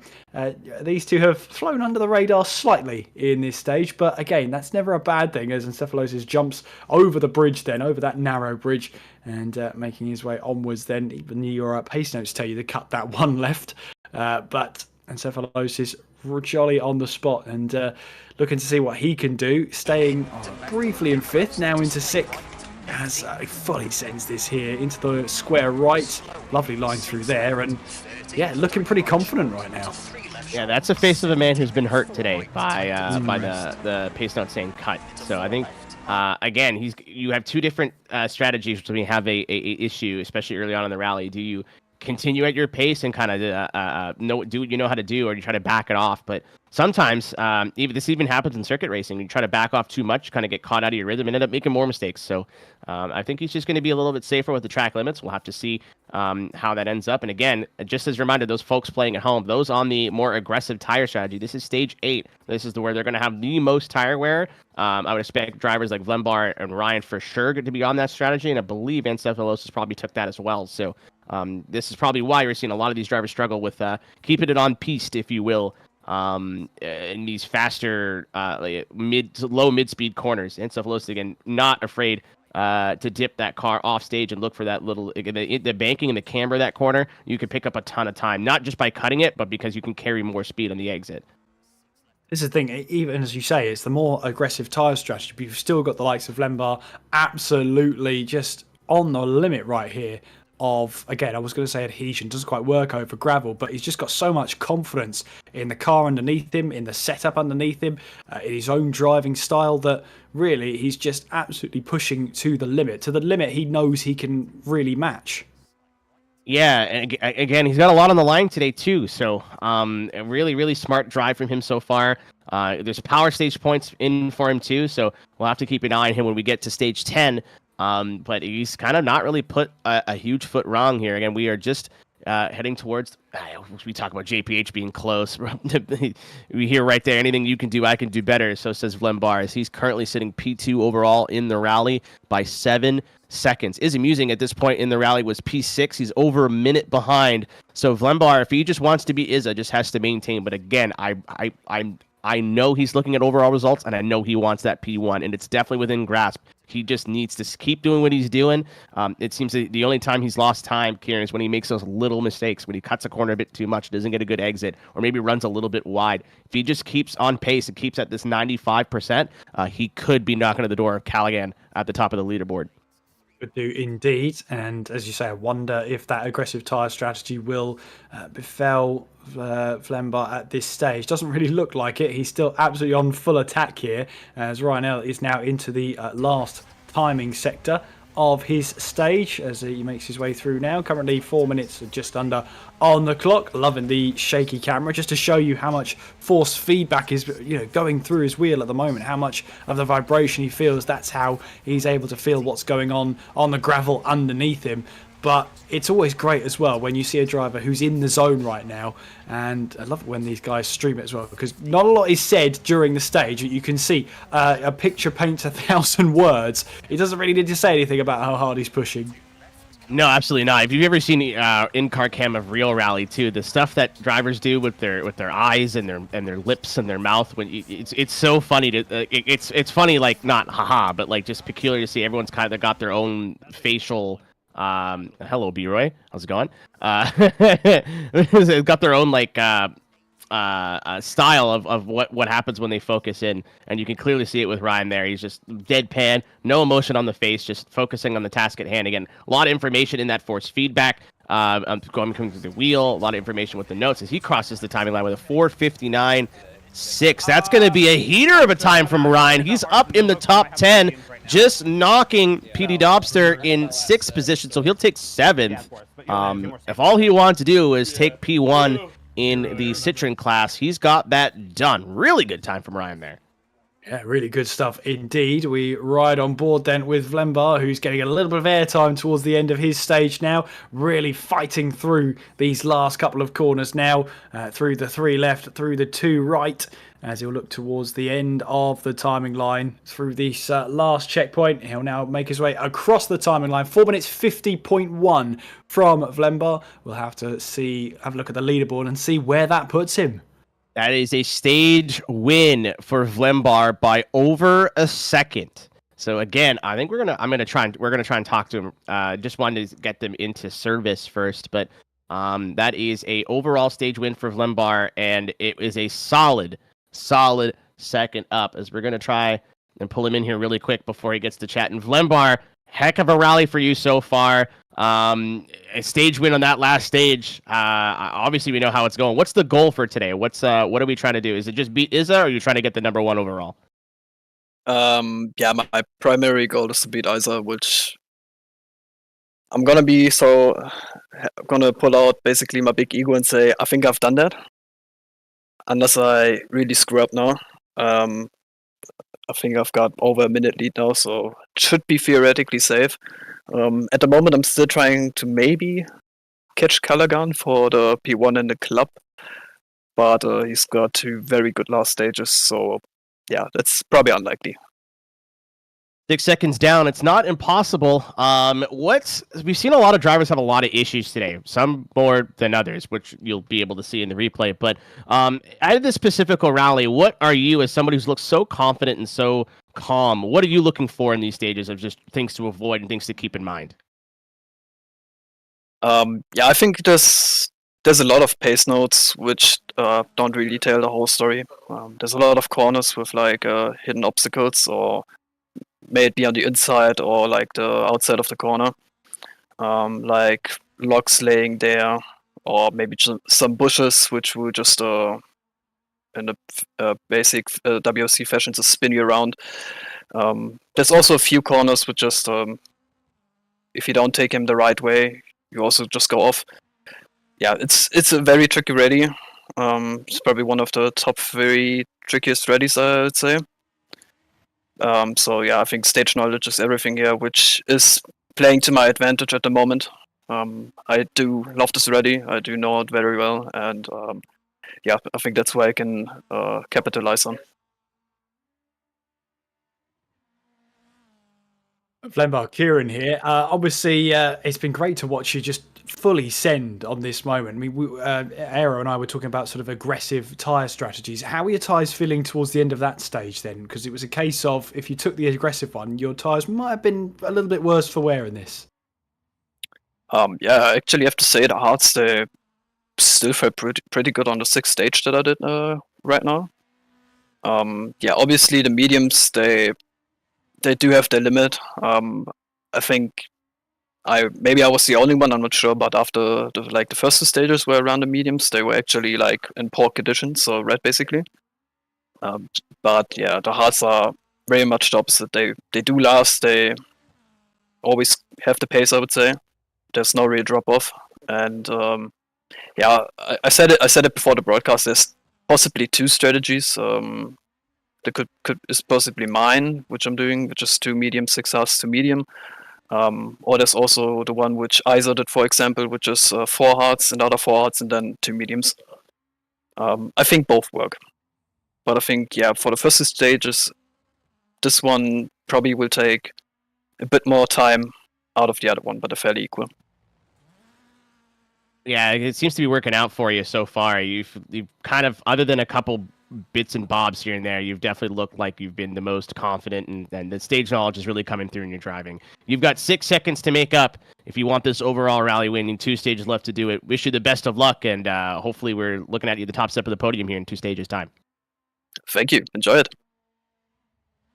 Glad we got to talk to him before the end of the rally. He's hunting again. Unfortunately for Izza, he had some issues, especially in stage 8. So he still has a great overall time, but that is not, as I suspected, not going to be Vlembar's only goal today. He smells blood in the water, and I'm sure he'd love to twist the knife and say, not only did I win out of the creators, but I won overall. and he's in a position to do that, but he's got a Herculean effort to take down Callaghan with the 6-second deficit that they currently have moving into stage 9 now.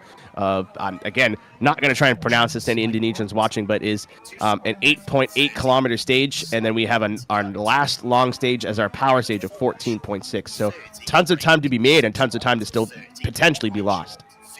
Yeah, and 6 seconds doesn't sound like a lot, and that's because it's not. In this stage, you've had these two at the top then just absolutely battling away, hammer and tong, to try and get this stage victory. But who will come out victorious, we'll find out in a couple of stages' time.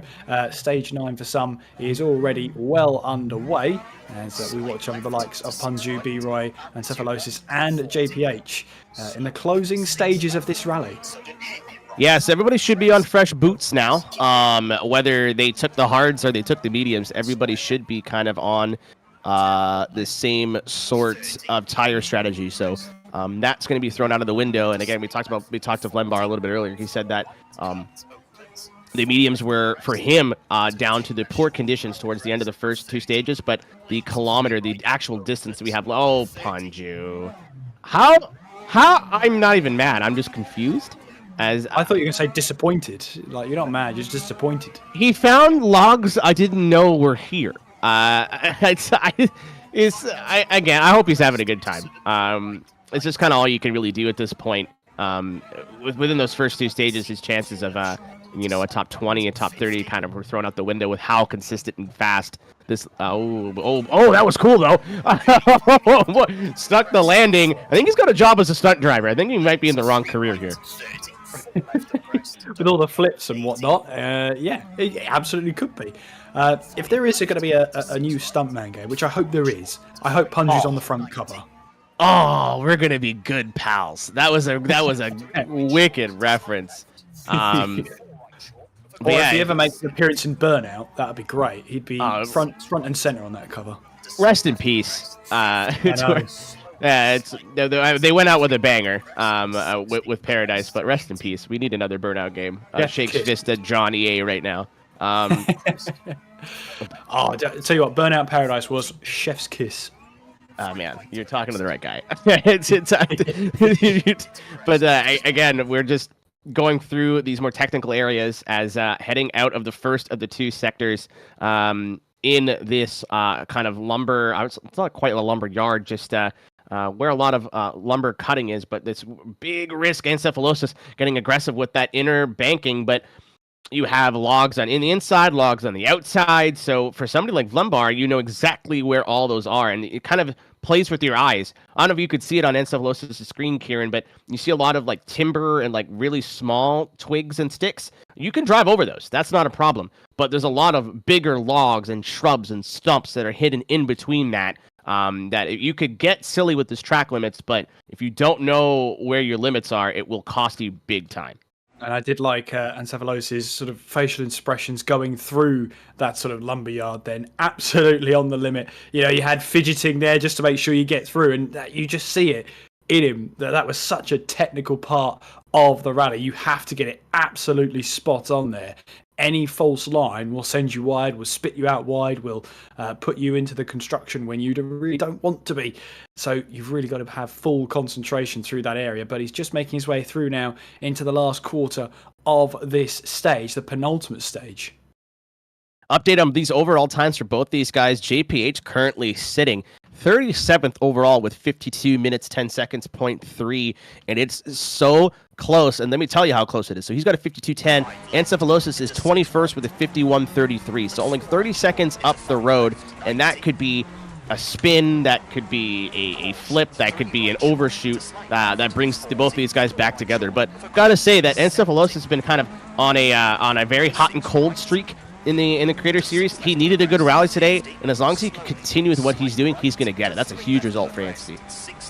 Huge result indeed, and we'll need to keep on that momentum as we make our way through then on board with JPH. He makes his way over a couple of crests towards the end of his stage then, currently at 5 minutes 33. What sort of time can he put on the board then as he heads his way underneath the notification? He'll make his way across the timing line. 5 minute 40, I think that was. 5 minute 40.5 potentially we'll get that confirmed when he stops by the marshals. Yeah, he's definitely going to be within the top 20. Just going to have to see how far. Okay, take your time, pal. Whenever you're ready. Okay, there we. Oh, at 540.62 or 612. So he's just outside of the top 20. I think that should be 22nd overall. He just picks up over Creator Series regular Flash Hole, Scotty Girl as well. Again, and not just us who are driving on camera. A lot of really fun things to do is recognize a lot of UCT. Becky B, who used to drive with us. We miss you, Becky. Please come back. You owe me $20.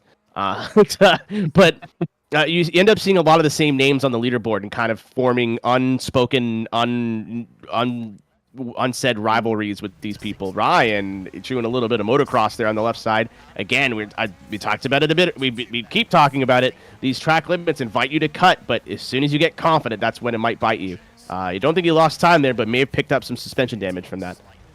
Yeah, getting slightly two wheels off the ground there. Not ideal, but again, not the end of the world. And, Ryan, you don't need to wave to us. That's just showing off. That's just showing off, Ryan. How dare you? Ryan, habitual broadcast watcher. He's even in chat typing in between the stages. This is just Ryan L. It's what he does. Oh, good save from Ryan. I was sure he was off into the bushes there. I don't know if you could have taken that a kilometer faster, Kieran. What a run from Ryan there. I don't know if he's just on one right now or if he's got to calm down, but he's got just about a sector left to go to survive the second to last stage. I thought the wave was going to completely undo him now. I thought he was going to feel the wrath of that, but no, he got away with it. He managed to save that. Brilliant stuff. Right on the rugged edge as he now makes his way in towards the final quarter of this stage now. 4:22 at the split.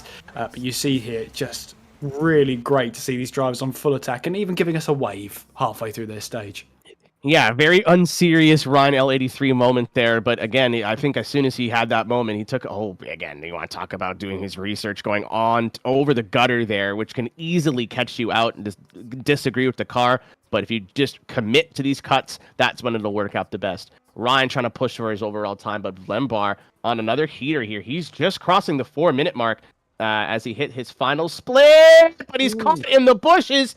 Oh, can he get out of here without getting stopped? He does. I think that might make his job of going for this overall win that much more difficult. I think if he had a really solid run, he could have brought the gap down to maybe 3 seconds, 4 seconds. But that's going to make it all to do in the power stage. And the power stage, though it is long, there's a ton of time to make up, a ton of time to make mistakes as well. Yeah, that's not what he needed, and it's been pretty much a faultless run from Vlembar. We just saw a little bit of a mistake, and that just shows to you it can happen to anybody at any point, and you could lose any amount of time. You can't take any lead for granted when you're rallying here, but he's absolutely on full attack now, trying to make up for lost time, as Ryan now makes his way across the timing line. Just to confirm what time he got, he stopped just shy. There we go. The marshal said to stop now. So 5:35.9 from Ryan L, and that puts him 12th fastest in that stage. So good to see there. But riding on board with Vlembar then, as he makes his way towards the timing line, what time can he put down? How did he do that? How did he do that? How did he do that? He had that big off, definitely lost a ton of time, and ladies and gentlemen, stage winner, Vlembar, by over a second. Wow. That is wild, but that just shows you that it could have been even more. It could have been 2 or 3 seconds there to take out a Callaghan there. But yeah, 1.7 seconds out of that 6-second time is better than nothing at all. But he's now got to make up about 4.5 seconds in the final stage. That's not impossible, but it's still a bit of a mountain to climb. Time to beat on that last stage, Kieran, is 8 minutes 41.3. That's the one we're going to be looking for power stage points as well. Very important is amusing with an 8:49.9. So those are the 2 times that we're going to be looking for to see if Vlembar can get those done. And speaking of the power stage, here we go. This is our last stage of the event, last stage of the rally. Normally, what you'd expect from a power stage is a bit shorter so these drivers can go flat out. Not so here for this version of the Rally Pacifico here for the Creator Series. 14.6 kilometers. Sungai Kunit, I hope I said that at least somewhat correctly. Tons of opportunity to make mistakes. Again, the only plus is these drivers have seen this surface before. They've seen these corners before. This shouldn't be anything they haven't noticed. However, it being a power stage and there being power stage points on the line for the creators, some of them are going to push, and we may see some issues as we have our first two drivers. B-Roy just hitting the first split. He's kind of had, again, I've said it before, Kieran, this is one of the toughest rallies to jump in with no prep and just kind of send it. B-Roy looks like he's got a smile on his face, which is always nice to see. To be honest, B-Roy's always got a smile on his face, so it's really hard to tell if stuff's going well or stuff's going terribly. Hang on to it, we're good. He'll always have a smile on his face, no matter what. Punji, meanwhile, as you said, one of those who's going to absolutely go full attack on the power stage as he makes his way through, just flying through here and getting very close to the edge, but just close enough so that he can keep it all under wraps. A little bit of a tap on the wooden fences with the rear left quarter. Should be absolutely fine to get away with that. But now downhill we go. Yeah, this is all to play for here. And yeah, we'll be watching on with Lembar, as you said, Aero, that 8:41.3 to beat, and he's got to get at least 4.5 to 5 seconds under that time. So realistically, we're looking at 8:36 to give himself half a chance. Encephalosis on the outside looking in the top 20 before we head into this last stage. He needs to find, he's currently at a 57-minute, 18-second time. He needs to find just a couple of seconds to usurp Belgian Waffle 78 and be able to take that last step in the top 20. It's a very big deal, at least between me and Encephalosis, to be on the top 20 because you're on the first page. Whenever someone goes to RaceNet or goes to the club to see who's on what times, you'll be one of the first names they see. That's a little bit of extra bragging rights and something that we're always fighting for those of us that are kind of in the career. Oh, JPH!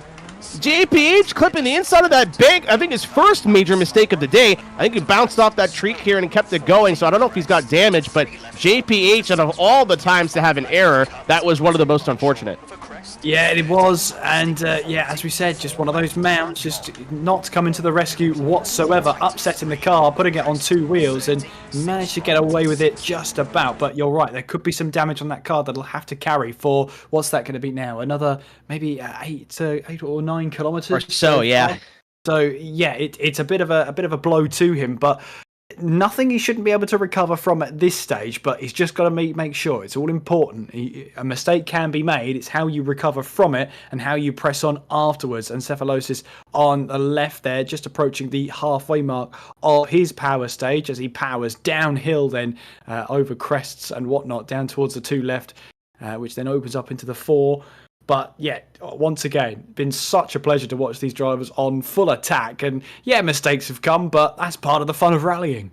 Yeah, you've gotten a real treat today. Not only you've seen some thrills, you've seen some spills. We have some really fast times coming in as well from everybody across the board. Encephalosis is going to be looking to close that little bit of an extra gap. I think all he really needs is a couple of seconds. He needs maybe 4 or 5 seconds if he can gain that in this stage, which is very possible. Another driver that seems to get faster and faster throughout the rally ends up making some kind of uncharacteristic mistakes early on, shakes off the cobwebs, and then just goes for it. And when he's locked in, when he's in the zone, Encephalosis, the exact same corner I think as JPH, if not very similar incident, catches the bicycle, keeps it going. Really good save from him. I was saying it earlier, one of those drivers that once he makes that initial mistake, it's like, okay, I've got it out of my system. And then we've seen him almost, top 10. We almost win rallies in Mexico last season. He's always a dark horse, but if he could just keep all 4 and push the way he knows how to push, and it seems like it's paying off for him right now. An incredible run from Ancy, and I'm sure he'd love to end it in the top 20. I'm sure he would indeed, as he powers his way through then, past the halfway marks he is, and yeah, one of a technical rally here. It's been, as you said, rightfully, and very well put. There's been thrills, there's been spills, and just starting his final stage, the power stage, Vlembar is on full attack, and yeah, we're looking for that sort of 8-minute 36. That's what we're looking for Vlembar in this final stage if he wants to walk away with the rally victory. Of course, he'll be on full attack, and well, we'll look back at that penultimate stage, won't we? And it might have a deciding factor. Yes, he won the last stage by 1.4 seconds, but without that mistake at the end, yeah, no kidding. What could have been? Well, we're going to find out how pivotal that is going to be in this final stage. Yeah, he's 4.5 seconds down from the overall rally win. Again, he's got Izza basically licked. Izza's 1 minute 30 down in that overall win. So he's kind of, unless Vlembar has a major issue and has to carry damage, and I'm talking like a reset penalty or something crazy, I don't think that's going to happen. How he's been driving as well, it's really unlikely. Not impossible, but unlikely. But Ryan also, with his kind of like sub goal of just being the fastest DS3, Ryan on a total time of 56 minutes, 12 seconds. Snaky 115, 55.48 is in 9th, Ryan in 13th. That's how close your top 15, top 20 is right now. It's insanely close at this stage, and yeah, one false move could be the difference between you finishing inside the top 20 and finishing all the way down there. Such are the fine margins, and such are the time lost when you make a big collision for Punju then on your top left, as he's now trying to find his way out of there, out of the jungle and back onto the track, and it just brushes off air. It's all right, it's okay, it's still drivable, we can carry on. In the jungle, the mighty jungle, the Citron sleeps tonight, unfortunately. That car is having a nap in the bushes. It's not been Punju's day. He's already looking forward to Portugal and the Rally 1s next week. I know the FAF stages and the FAF base stages are ones that he likes quite a bit, but it really kind of a bummer to see him be so excited coming into this rally, and unfortunately he's having so many issues. I mean, yes, he's had issues, but he's walking away with it every single time with a smile on his face. And he's always said, okay. And another spin for him. Do you know what? We're going to stop talking about him, because every time we seem to talk about him, he finds himself in a little bit of trouble. I don't want to be blamed. I'll be honest with you, Aero, for that one. Yeah, he's coming, I think, towards the checkered flag here. He's still not on for a horrible time, honestly, all things considered. Should be somewhere in the 9:30 range. I thought he just hit the timing line, but apparently no, there it is. No, I'm an idiot. It's after this. He tags the bumper. You get so much damage from those. It actually can really hurt the car. That's somebody's scooter. That guy has to go home later. Who parked it there? Family. Who parked it there? He paid his permit. It's fine. I don't know. On that. So even with all those issues, Punju, I think, still finagled a top 100 time. Just outside of the top 100. Yeah, he's going to be just between like 100 and 110th. We'll try to get an overall update on him when we can, but we still have a lot left going on storyline-wise on this final power stage as JPH enters his final sector. Yeah, and now full power he will go over the little bit of a crest, and then there's going to be a big jump here, which we will ride on board now. With LPH over the big jump, he goes into a square left. It's a horrible section, really. You could just come off a jump, and you have to fully slam on the brakes to get it round the 90 left. And onwards now in towards this final section. He'll now be looking all eyes then as Encephalosis 9 minute 9 across the line to finish his final stage. What can JPH do towards the end here of this one? We will ride on board. Wow. Sorry to interrupt you there, Kieran, but Encephalosis gets it done. He makes it into the top 20. He was 19th overall on the power stage. He just sneaks in 20th overall right now. He might get bumped down when a lot of these other drivers finish, Vlembar and Ryan, when they're finished with their runs, but sitting in the top 20 at some point, that's got to be a good result for him. Well, hopefully we'll hear from him later. Yeah, absolutely. He'll be sort of looking over his shoulder now and seeing what sort of times will be set behind him, as there's Vlembar and Ryan L just about the halfway mark of their stages here. So, well, we'll see with Vlembar how good it is looking, just shy of 5 minutes at this stage of the stage. But yeah, it's all going to be race against the clock. Looking at that, sort of 8 minute 36 roughly is what we're looking for Vlembar, and see if he can take it. But Ryan L making his way now through in towards the sort of final third of the stage, maybe just shy of the final third.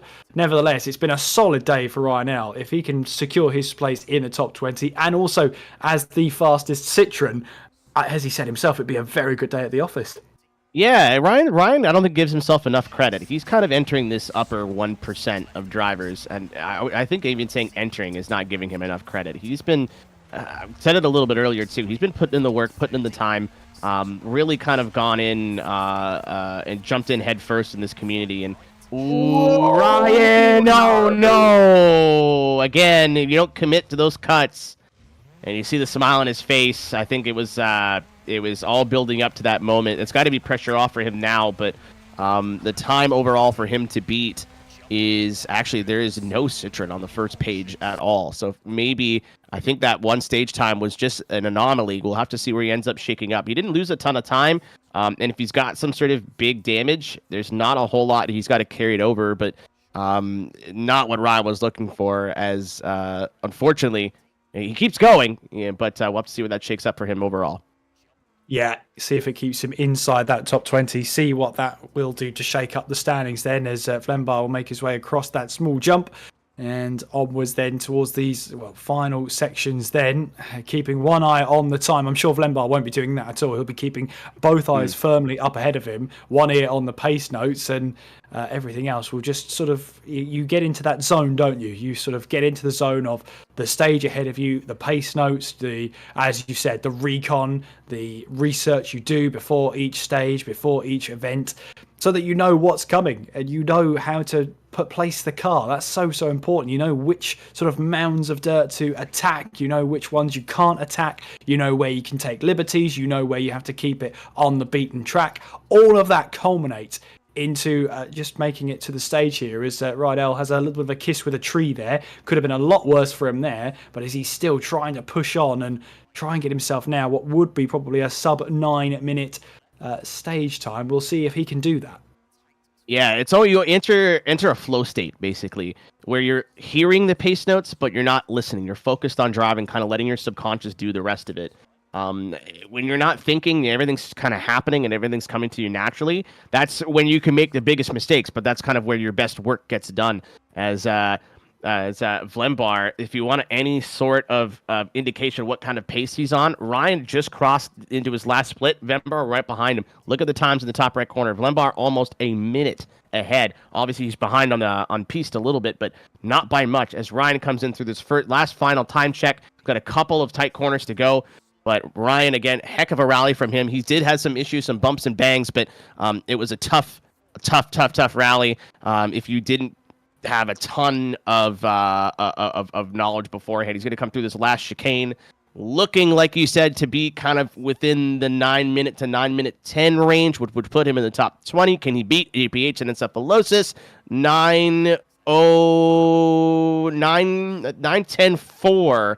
So it is not going to be good enough to make that top 20. JPH encephalosis is going to get the power stage points over Ryan L there, but not a bad time from Ryan overall. Vlembar hitting the barriers towards the end in the chicane. That might cost him a little bit of time. He makes it across the line and will make his way towards the timing line. It's an 8 minute 41 flat. 2 tenths. It's 2 tenths quicker. 2 tenths quicker. But it's not enough.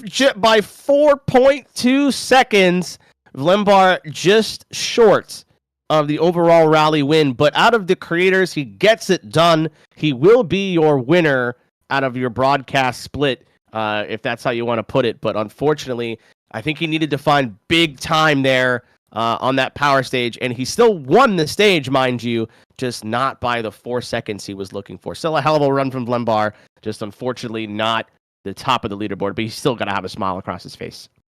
Yeah, I would have thought so. I mean, really, there were 2 mistakes we really picked out, and they weren't sort of the major mistakes like flips or anything like that. But, you know, you do see that and you might think, oh, was that the defining moment of that? Was that worth 4 seconds, the 2 of them? You know, the moment he had at the penultimate stage, and then obviously the contact he made right at the end at that chicane, was that worth 4 seconds combined? Tough to say, but certainly he was on the full limit, and for a whole stage to be decided by 4 seconds, wonderful to watch. We'll get a chat with our winner here in a minute, but let's talk to some people we haven't talked to today. Encephalosis here joining us in the booth. Ansi, top 20. It might get shaken up to be just outside or just inside, but still a solid run for you. I know you hadn't the last couple rallies haven't really gone your way, so you got to be stoked about this one. Absolutely, man. Absolutely. This is I'd say this is by far my best rally. I technically did better in Mexico, but we were half the field, actually more than half the field was memeing in the Twingo. So although we had a good rip in Mexico and we're still like 14th or something, it still doesn't feel like it because I know at least 5 creators probably could have got me. Maybe I'm selling myself a little bit short there, but today, you know, everybody was driving their car of choice and we ripped the top 20. on one of the sketchier locations for sure. And man, I have to say it was a blast. I had so much fun today ripping, so I'm super stoked on the results. It seems like almost everybody had an issue today, whether it was minor, like Vlembar going off into the trees, or catastrophic, like literally just watch any stage Punju did. What was your biggest struggles today? What were you struggling with? My biggest struggles today. I'm so happy that I have to like sit and think about this one, because today was actually mostly smooth sailing. We had a few turns where we just pushed a little wide. We lost a little bit of time for drifting wide, but we kind of got away with it. I think we got away with it is the best way I can put it. You guys may or may not have seen that I did a barrel roll on stage 1, full send, and landed it. That was beyond lucky. Oh, this junction right here, I oversent earlier and went right into those 2 hay bales. So I think there was a few spots where I might have locked up my brakes after the super fast sections coming into some of those squares. There's a few places where that's easy to do, especially like crested braking zones heading towards squares. There's a few really scary ones. Between that and maybe accelerating mid-turn a few times, I just went wide like a few times. But that was really like the most trouble we had. It caused some pretty sketchy moments, but it wasn't like a big mistake. It was a lot of small mistakes. So again, I'm like super stoked on how we did today. I was going to say as well, Encephalosis, it was great to watch you out there, and we didn't see too much of you because a lot of drivers were having their own issues, having their own flips. So I guess it's quite a compliment. We didn't see a lot of you having any drama because there wasn't really much drama to speak of. Yeah, like I said, I had a few moments where I just kind of drifted wide, but it kind of worked out for the most part. Got back on the track within a few seconds, and we kept it ripping. Man, there were a few sections where we were just flying too. Maybe it would have been smarter to have lifted, but I just felt confident and it was working. So I just sent it and it worked out. There were a couple of facial expressions as well. I think it was stage 8 or stage 9, getting through the lumberyard, and you're just right on the rugged edge. Yeah. One of the most technical sections. It was great to watch. But I mean, you must be happy with today then, placing in the top 20 so far. Yeah, absolutely. Super stoked on it. Like I said, I think this was my best rally ever. So I'm very, very proud of it, and I had a ton of fun doing it. Heading into Portugal now, we got 3 rounds left to go.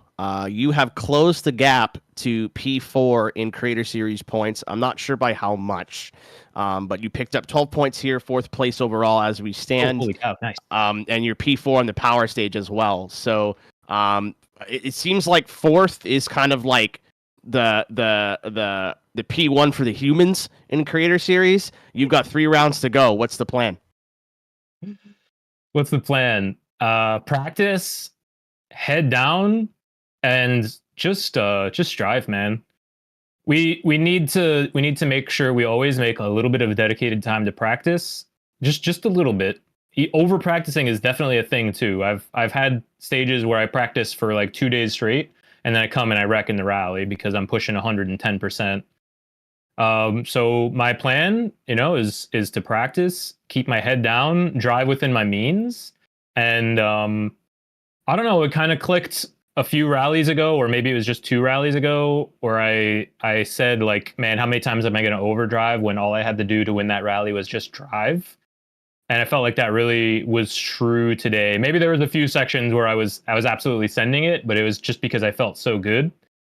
And in the sections that I wasn't feeling good, I did slow right down. There was a few times where I said to myself, like, I'm going slow right now, but I was able to kind of keep that in check and say like, but that's okay.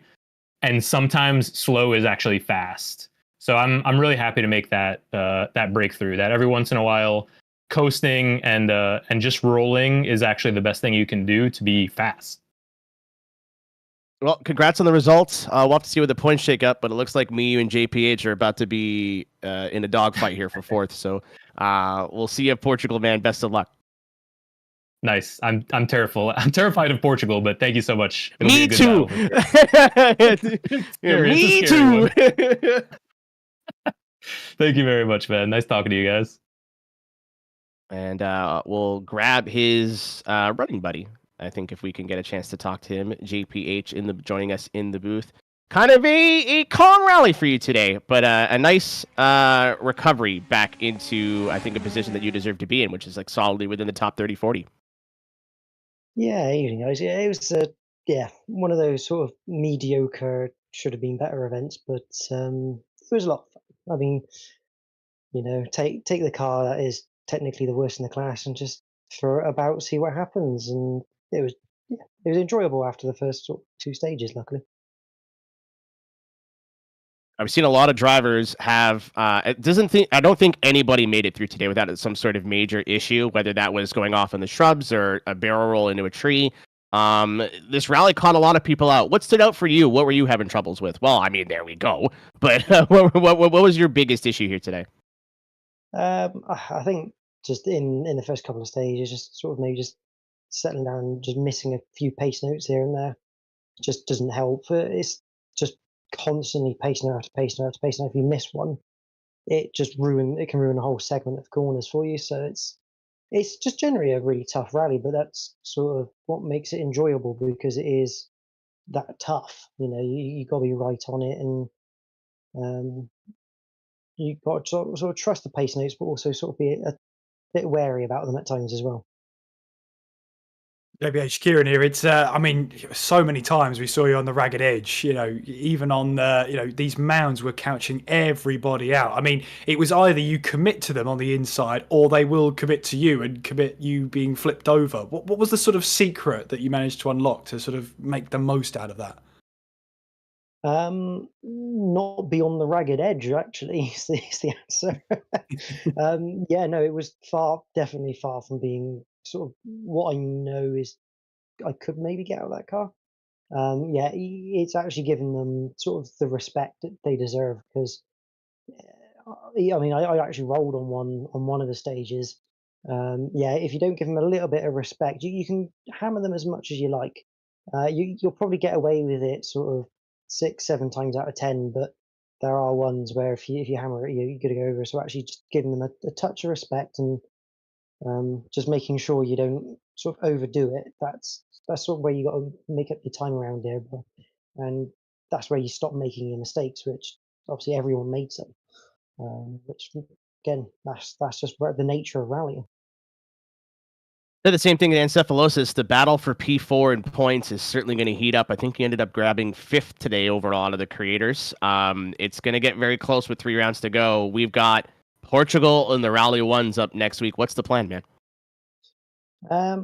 Portugal plan is probably a Puma stock setup because I'm going to keep treating this season as I started, which is to take either one of the harder cars to drive or the slower ones and have fun with it because I missed a round at Iberia. So this season is just sort of more about fun. I'm going to continue in that vein. But obviously with WRC, you could take a builder car, but it's so bad. It's almost no point in taking it. So we're probably going to take a Puma stock setup and see what we can achieve with it. It could be quite an interesting ride. Well, even when you're doing that, you seem to still find pace in some incredible places. So we'll see you next week at Portugal. Congrats on the result, and it's good to see you back up here. That's brilliant. Thank you very much, guys.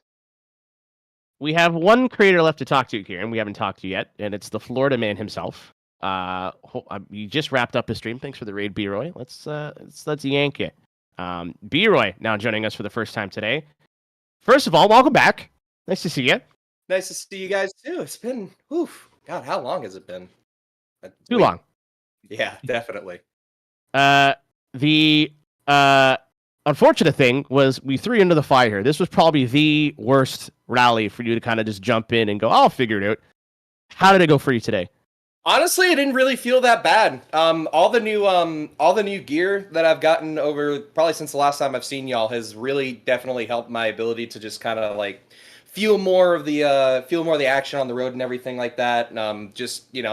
Playing with the new tools has definitely helped. I actually didn't feel like it was that bad. I mean, I think Rally Kenya was definitely a lot rougher in terms of stuff that we've done on the Creator Series before, but no, overall, I'm really happy with my performance. I kept changing my goals throughout the day. I was like, you know what? I want to beat Punju today. That wasn't going to happen. I wanted to beat you today. It didn't happen. And I told myself, you know what? Let's just get a top 100 on the stage, and on the power stage, got 60th. So overall, I can be pretty happy with my performance today, I think. My shoulders stiff a little bit, but I'll deal with that later. I'll deal with that later. I've asked everybody the same question today.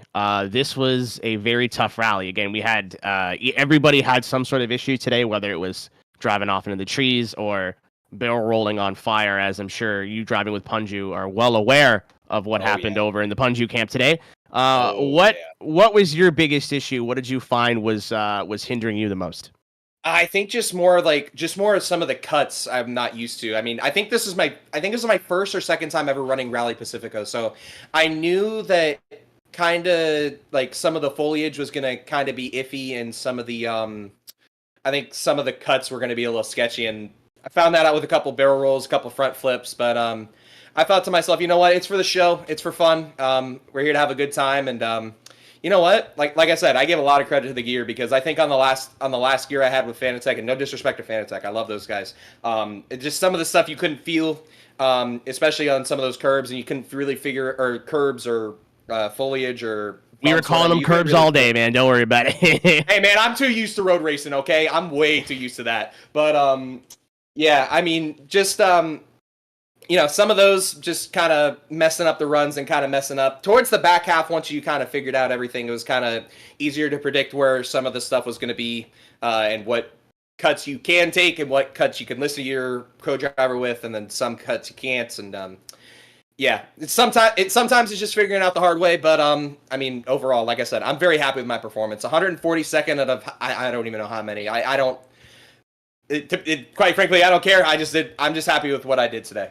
So, right, throughout that stage and throughout that rally, every time we cut to you, you just had a smile on your face. I mean, you seem like a guy who's the morale's going to stay high no matter what today. Today, absolutely.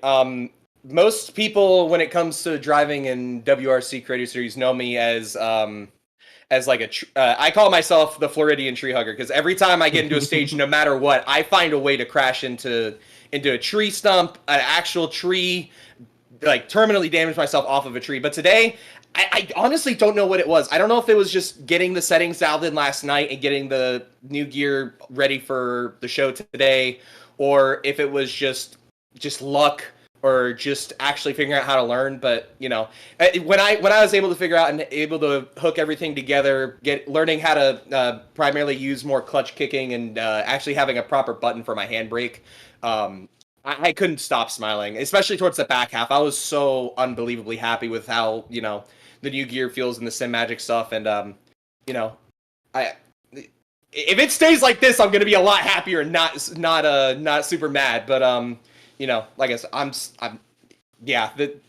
nothing today is gonna kill the vibes except going to work. That's gonna be rough. I don't want to go to work after this. Well, 3 to go, B-Roy. We got Portugal, Croatia, and Sardinia to end the season. Are we going to see Florida Man make an appearance once again?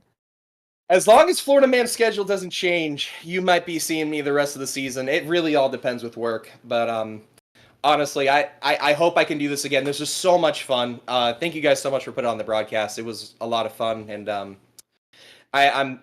this car track combo was insane. I hope, like I said, I hope I'm back. I really hope I'm back, because I've missed this so much. It's like, if I can keep running good and I don't get mad like I have been in the past, I can feel more stuff. You'll definitely be seeing me a lot more. Definitely. Well, B-Roy, it's been nice to have you back. You're always a treat and a good vibes to have in the call and in the running time. So, congrats, man! I'm stoked you have a bunch of the new gear, and hopefully, we catch you for the impending disaster, which is going to be Rally 1 in Portugal next week. I'm looking forward to it. Regardless, I'll still be running it on my off time. But anyways, like I said, thank you guys for putting on the broadcast. Thank you everybody for watching. We really appreciate you guys, and yeah, hope to see you guys next week. So good to see you guys. Aaron, there's battles up and down the board, and it seems everybody had a little bit of thing going on today. And obviously, the big win for Blenbar, that's going to really blow the points wide open. He needed that if he wanted a chance of catching Izzy Musing. The hunt is on with 3 rallies to go. The hunt is on. If you're a fan of the UK, you know the show The Chase, that'd be playing right now. But yeah, what a day it could have been for Vlenbar as well. We'll talk about those 2 mistakes, minor as they were they worth 4 seconds? We'll never know. But for a whole rally to be decided by less than 5 seconds, phenomenal stuff between 2 drivers who were clearly at the top of the game today. And look, they'll be at the top of their game for the rest of it now. Portugal next then, Aero. Talk us through it. What can drivers expect? What are you expecting from next week? It's going to be tough. The DLC stages that got added and have a nice flow to them. Obviously, there's the FAF jump where if you mistime the jump, you're going to space.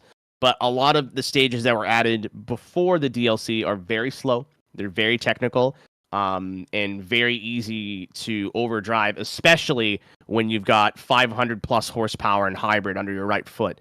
So it's going to be a balance of those stages, the more technical and slow stages versus the faster FAF-based stages. How much risk do you take? And how do you manage that hybrid as we jump into our WRC 1 cars for the last time this season, with us running WRC 2s to close it out of the season, and then Group B is in Croatia. It could be uneventful. It could be a disaster. It really is going to be exciting next week. I think if anybody wants to mark as a viewer a rally down on your calendar, that's the one. So that's an invitation more than anything to join us next week. Aero, where can the lovely people find yourself?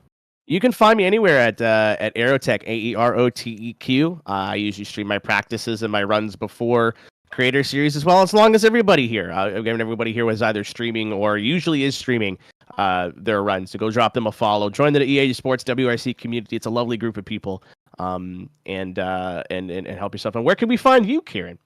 Well, you can find me mainly on Instagram and on TikTok. That's where I normally hang out. Insta is Kieran S. Luckily my name's written below here, so just add an S in between those 2, and you should be able to find me.